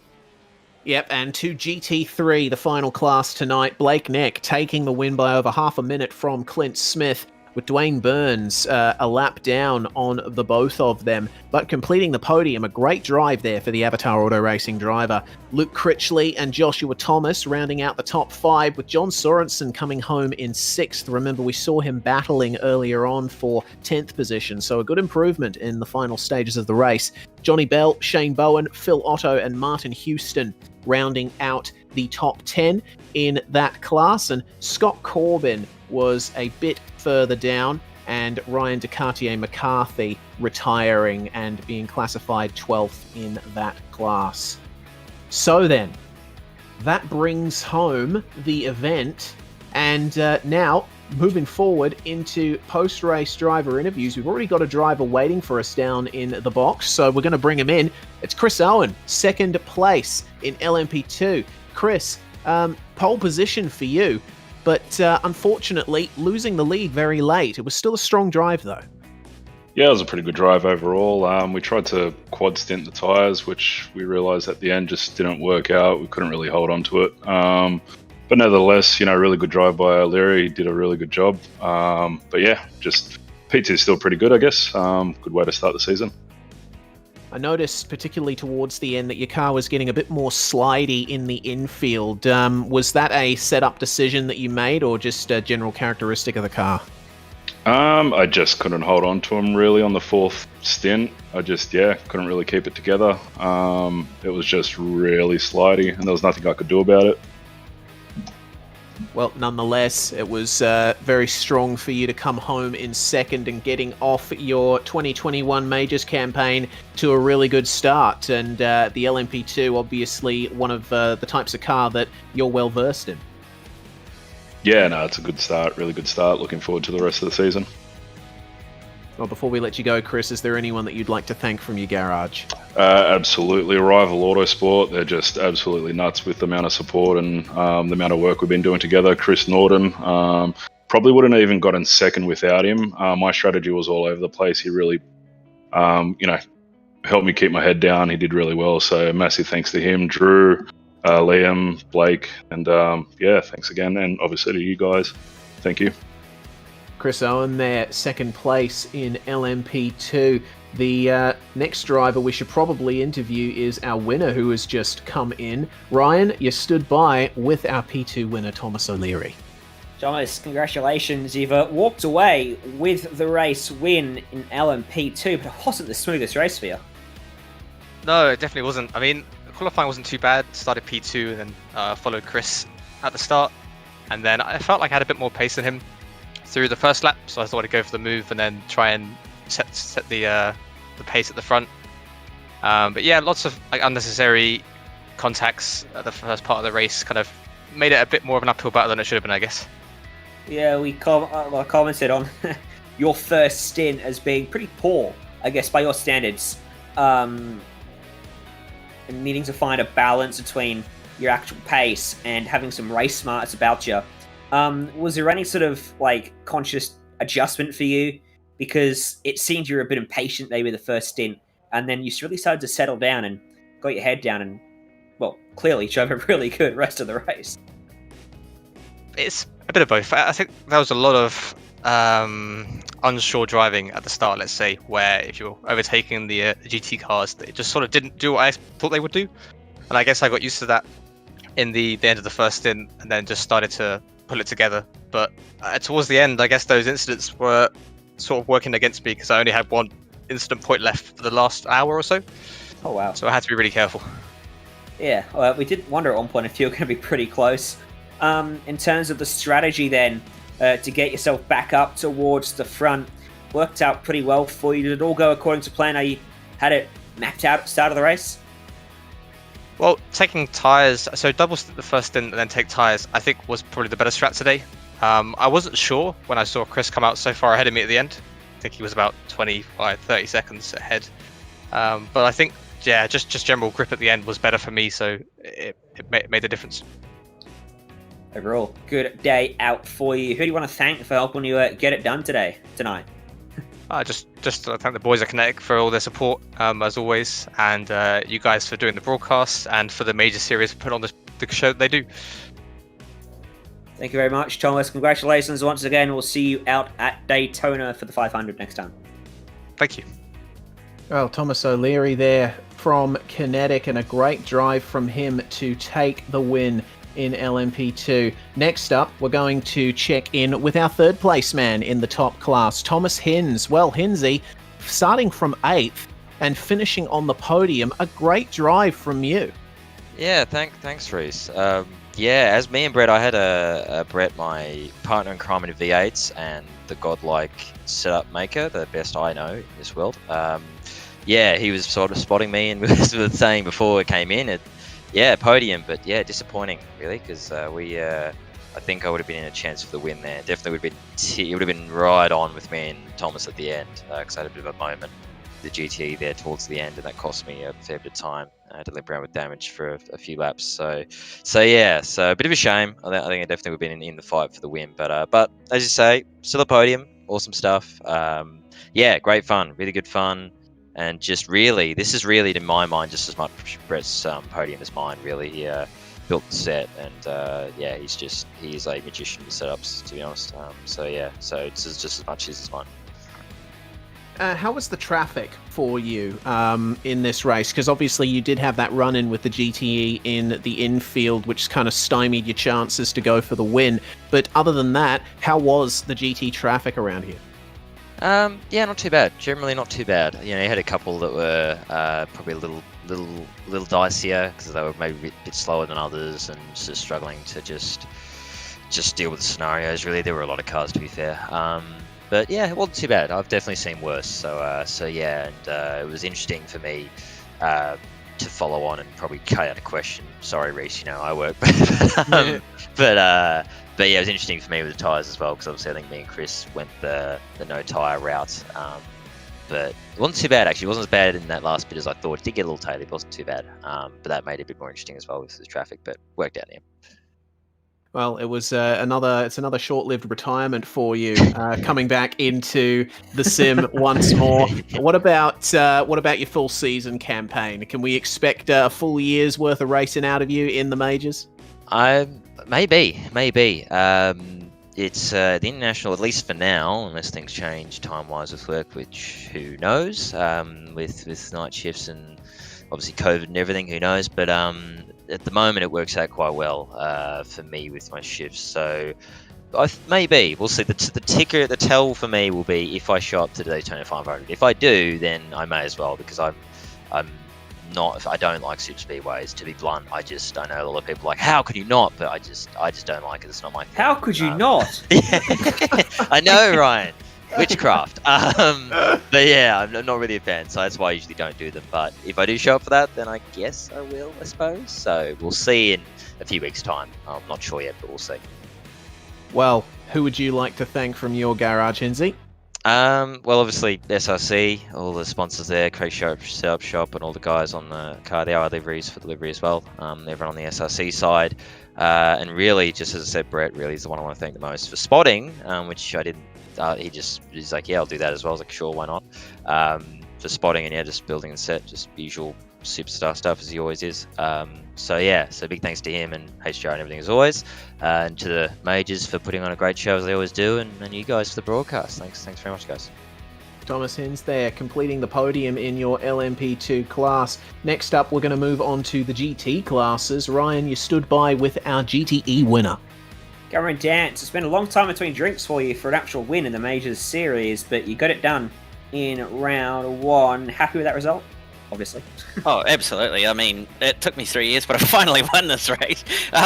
Yeah, no, awesome race. I mean, the way that race just played out in the end was just well beyond what I even expected. I didn't even expect to come out 23 seconds ahead of Dean, for example. So, yeah, I mean, I'll happily take the result as it is and maximum points to start the year off in the road to redemption. Yeah, okay, so what happened with the pit stops? Because, well, it seemed like it was pretty easy for you to get to where you did and take a short final stop and end up that far ahead. How much went into fuel saving? We were on board with you a few times. There was a lot of clutching going on. A few times you ran wide. We're not convinced they were accidents, and you ended up behind Team Mole. I mean, was it close, or was it something you expected them to be able to do as well? I fully expected everybody to fuel save as much as possible after what has happened in the past few years with this race, and just Daytona races in general. It's always a saving race to get home. So yeah, not surprised that it happened, and it was just pretty much saving as much as possible every single stint in the end. And if I had a gap, I'd just run consistent clean laps with as fast as I possibly could to try and build a gap. There's a few times where traffic didn't quite help, and I also got a little bit of damage from a very close moment at the bus stop, and then brushed the wall on the way in there as well when getting 3 wide with a P2. I can't remember what lap was, but yeah, had a little bit of pace straight line deficit in the end, but it didn't matter with how big of a gap that was in the end. We saw, most notably, Daniel Stevens take tyres. Robert Northway did it as well, but he held onto his podium. Stevens should have been a contender. Tyres didn't look like they were going to be an issue. Any ideas as to that? I'm not entirely sure as to why they took tyres in the end. I'm pretty sure the Corvette doesn't actually burn its tyres up any worse than what the Porsche does. So yeah, I'm not quite sure what the strategy play was there, but I was just playing it by ear. I mean, based on what the track temp was and what I'd done in testing, it was going to be just a matter of if they're not worn enough, don't take tyres. If they were too worn, then take tyres, sort of thing. And in the end, the tyre wear wasn't actually that bad, so it was just to pretty much throw fuel in it and go again, sort of thing. It's good to get the win off the win monkey off your back. It's we went winless last year, didn't you? Next race is the 500. You're not an oval racer, so your chances are instantly diminished a little bit. But it's a bit of a wild card. It's the 87 car at Daytona. What are your thoughts ahead of that? I think I speak on everybody's behalf when I say that's just going to be one. You might as well call the race Death-Tona. And two, it's probably not going to go well. I've done laps. It's one of those combos where it's based on who's in the field, the fact that there's a lack of people who've ever driven a car that moves around as much as it is. It's not really going to be a great race, I don't think. So it's probably just going to be a matter of surviving. We'll see what happens, and if we can come away with a lot of points, then that's a bonus, I guess. Well, we certainly look forward to seeing how that one unfolds. Who you want to thank for helping you finally get that win today? Just first of all, shout out to the boys at TechSense Fitstone Motorsport, and especially Christian Mikel. Built an absolutely amazing set. Like, the thing was just on rails all stint long, even when the tyres rolled or even when the fuel was down. So yeah, really props to him for the setup. And then obviously our supporters, TechSense, Renville Harnesses, Demon Tweaks, Fight CRC, you guys for putting on an awesome broadcast, and Mike and the team from the Majors for putting on the awesome series. Thank you very much, Ken. Congratulations once again. We'll see you next time. And as Cameron Dance leaves the commentary box, we are joined by another. It is the top of the roost in the GT3 class. It's Blake Neck, and Blake, a win by half a minute. A great way to start off your season. Yeah, thanks, Reese. It was a pretty good race up until the last pit stops, because they came out, I think, 20 seconds ahead, which was a bit of a shame, because I think me and Clint could have had a good battle at the end. Yeah, certainly looked very close between you guys, just 2/10 between you in qualifying. But correct me if I'm wrong, Blake, but did you take tyres at your first pit stop? Yes, I did. My aim was to take tyres in the first pit stop and try and save my tyres for the rest of the race, so I had something left at the end. Righto, and I guess with Clint's spin elsewhere in the race, that put paid to the battle, but still, it was a very strong drive, and it looked to me like the Lamborghini was one of the cars to want today. Yeah, to me the Lamborghini felt a little bit better. The traction out of the hairpins, for me, was key to lap time.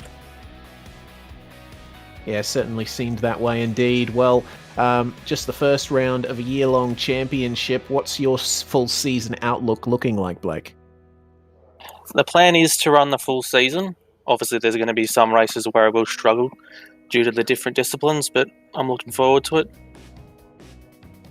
As are we. And before we let you go, Blake, is there anyone that you would like to thank from your team?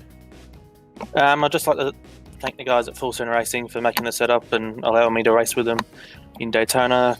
You guys at SimSpeed for putting on the broadcast, and the guys at the Major Series for putting on the series. That's Blake Neck there, winner in the GT3 class. And for our final driver interview of the night, Ryan, it's Clint Smith in second place. You stood by with him. Clint, second in the end. It's a very good result on paper, but are you happy with it? Yeah, hey guys. I mean, I'm happy with the P2, but it's going to be one of those events of what could have been, unfortunately. Fortunately, I got caught up in 3 separate incidences with GT cars, so that pretty much put paved to what would have been a cracking race with Blake, because I was keeping on Blake's times during the week, and I knew they will separate by 0.2 of a second, depending on weather conditions. So it would have been a cracking race otherwise. How did you see it playing out? In terms of pit strategy, Blake took tyres on the first stop. Did you take any? Were you planning to? No, I didn't take any tyres. The plan was to go the whole race without tyres. Practicing for the 24-hour, yeah, we've come pretty close to almost quad stinting tyres without losing too much pace. So, and it was looking pretty good. But after that last pit stop, I think a GTE turned down on me going into turn 1, and yeah, unfortunately cost me 7Ks down the straight after that. So pretty much Blake was able to cruise away. But yeah, nothing against Blake either. Like, he drove an absolutely stellar race, kept his car clean and his nose clean, and drove a really smart race. So yeah, it was a lot of fun in that middle part of that race. How did you find the traffic? Obviously, you were the traffic, but guys getting around you, did you feel they were patient or a bit impatient? Bit of both, bit of this, bit of that? But majority of the field was pretty good. Was pretty patient and very predictable with where they wanted to pass me and things like that. So that's the sort of thing you come to expect from the quicker guys and the quicker classes. So, yeah, I think there's one or two occasions where an Lmp2 outbraked themselves, and luckily I opened up the steering and let them go through, sort of thing. So, but yeah, no, it was pretty good, I reckon. Yeah, and got to be happy with second though, because it does set you up well. Are you looking to do the whole championship? Yeah, well, this is my debut race in the Majors series, so figured I'll have a crack this year. Now that I'm no longer focusing on just purely the V8 supercar and things like that anymore. So, but yeah, the plan is to do the whole series. Obviously, I drive for Delta Sport U4OK, but for the team's championship, Middle Finger Racing is getting my points for that. So, got to make sure I help those guys out and hopefully take out the team's championship. Alrighty, we look forward to having you all season long. Who do you want to thank for helping we get it done? Massive shout out go to the Delta Sport guys. Just recently signed back to him. Obviously last year we drove to a P5 and top split in GT3, and I took the year off from the team to focus on the V8 supercar, so it's great to be back. The team sponsors, Move Up Transportation Solutions, Frem USA, Race Factory, Unified for Kids, Get Stuck, and my own personal sponsors, Rogue Energy and AOC Monitors. Yeah, obviously you guys as well for the broadcast. I look forward to watching it back. Thank you very much, Clint. Congratulations, and we'll see you next time out at Daytona again. Cheers. Guys, have a good night. Well, there we go. Clint Smith, P2, very strong finish, and that brings to an end the driver interviews and almost brings to an end proceedings for tonight. But on February the 20th, we're going to be going for the Daytona 500, the 1987 one to be exact. This old beast, the Chevrolet Monte Carlo, driven by Dale Earnhardt and joined by the Ford Thunderbird. It's going to be super interesting to see how the drivers cope with no restrictor plate, next to no downforce, and almost 30-year-old technology in these old NASCAR stock cars. It's going to be an absolutely wild ride, and we hope that you join us for it here on SimSpeed TV. We're going to be broadcasting every round of the international division of the Majors series. But from all of us at SimSpeed TV, we want to give a big thanks to the Wounded Warrior Project. It's been an honor to support the charities all throughout the year, and it's just one of them this year. We want to thank all the drivers for putting on one hell of a show. And we want to thank Mike and the Majors team for putting this series on in the first place. Who was going to make their mark on the Mario Andretti Trophy at the end of this season? Tonight was only the first step. Let's see what happens when we go racing at the Oval.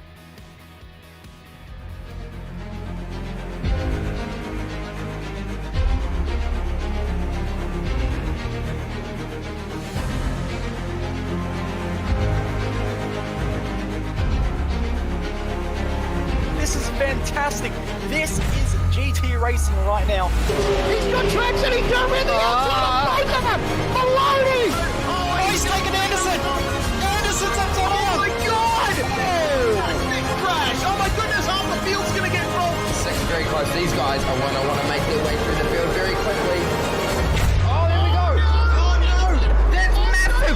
This is it! This is over! I can't believe this! Oh my god! God, what?